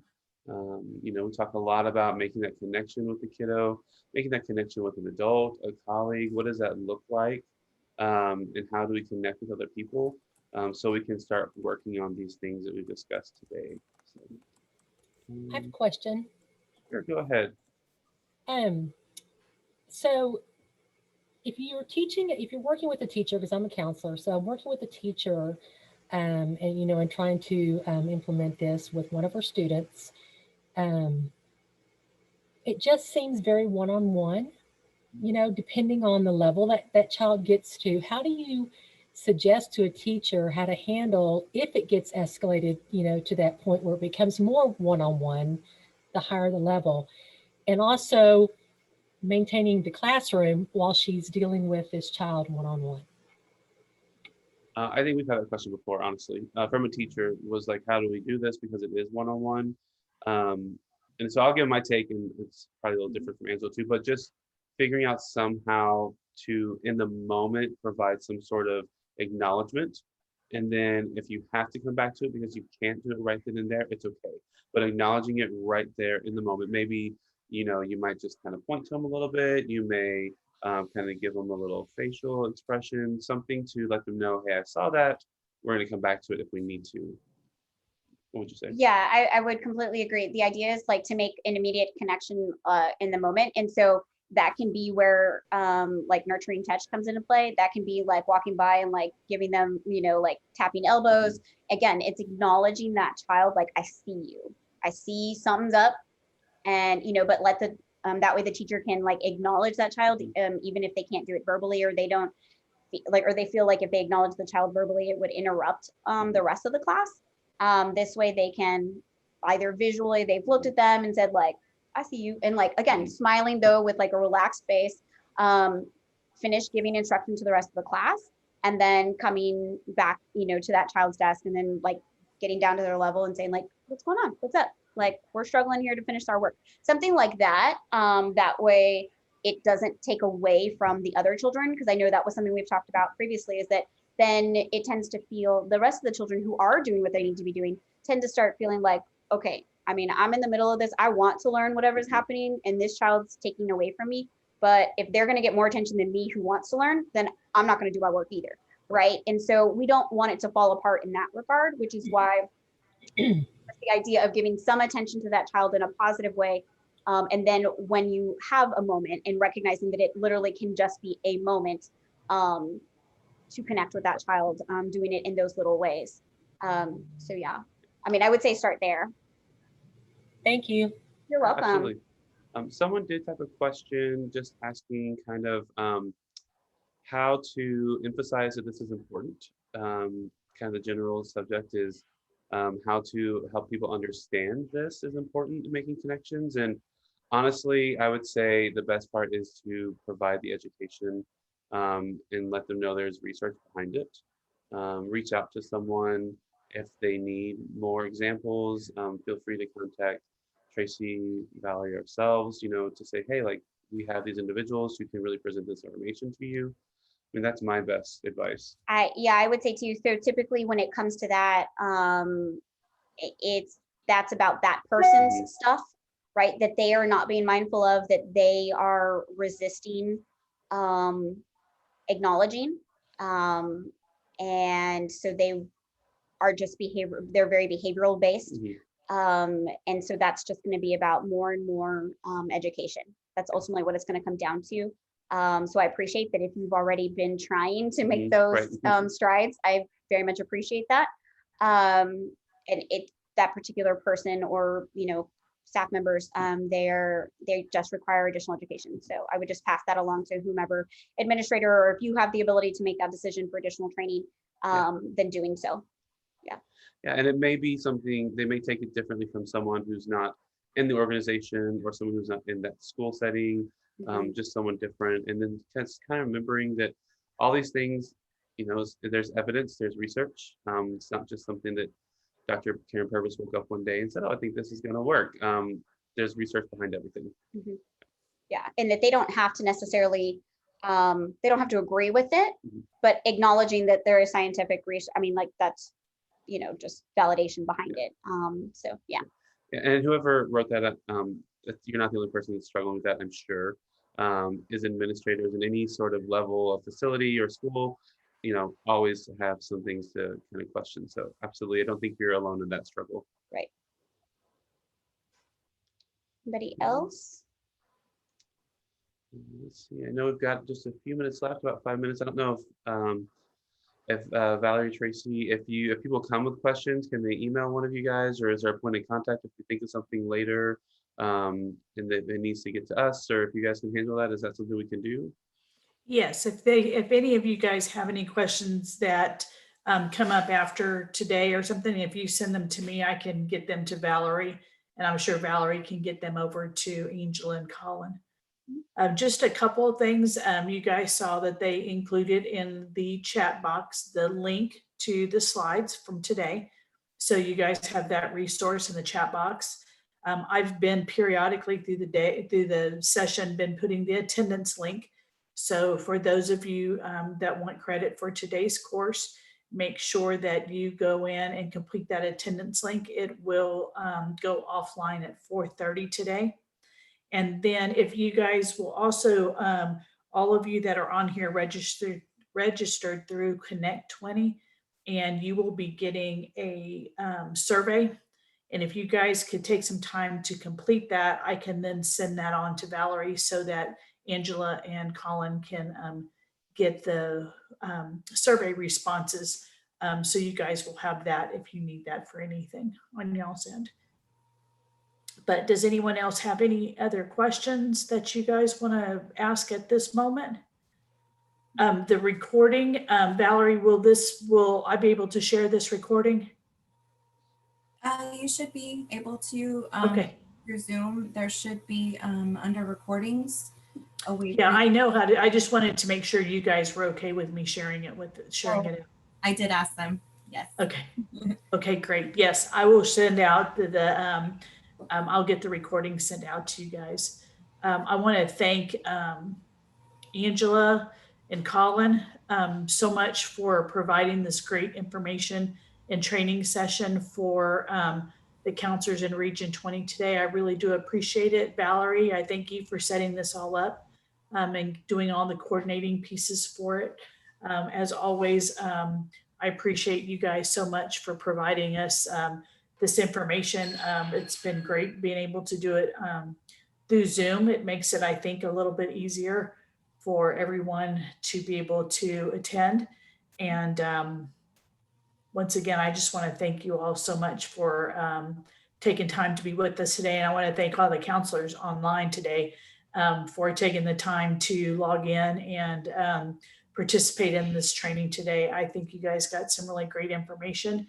And if you have any questions that come up afterwards, if you're reviewing slides or the recording and things come up that you wish you would have asked a question about, please feel free to either email myself, or Valerie has put her contact information in the chat box also. And then just don't forget to do the link in the survey that you guys will get in a day or two. But thank you guys again, Laurel Ridge and counselors, for being online today. And I hope you guys have a great rest of your day. Thank you. Thanks, Tracy. Bye, guys. Bye.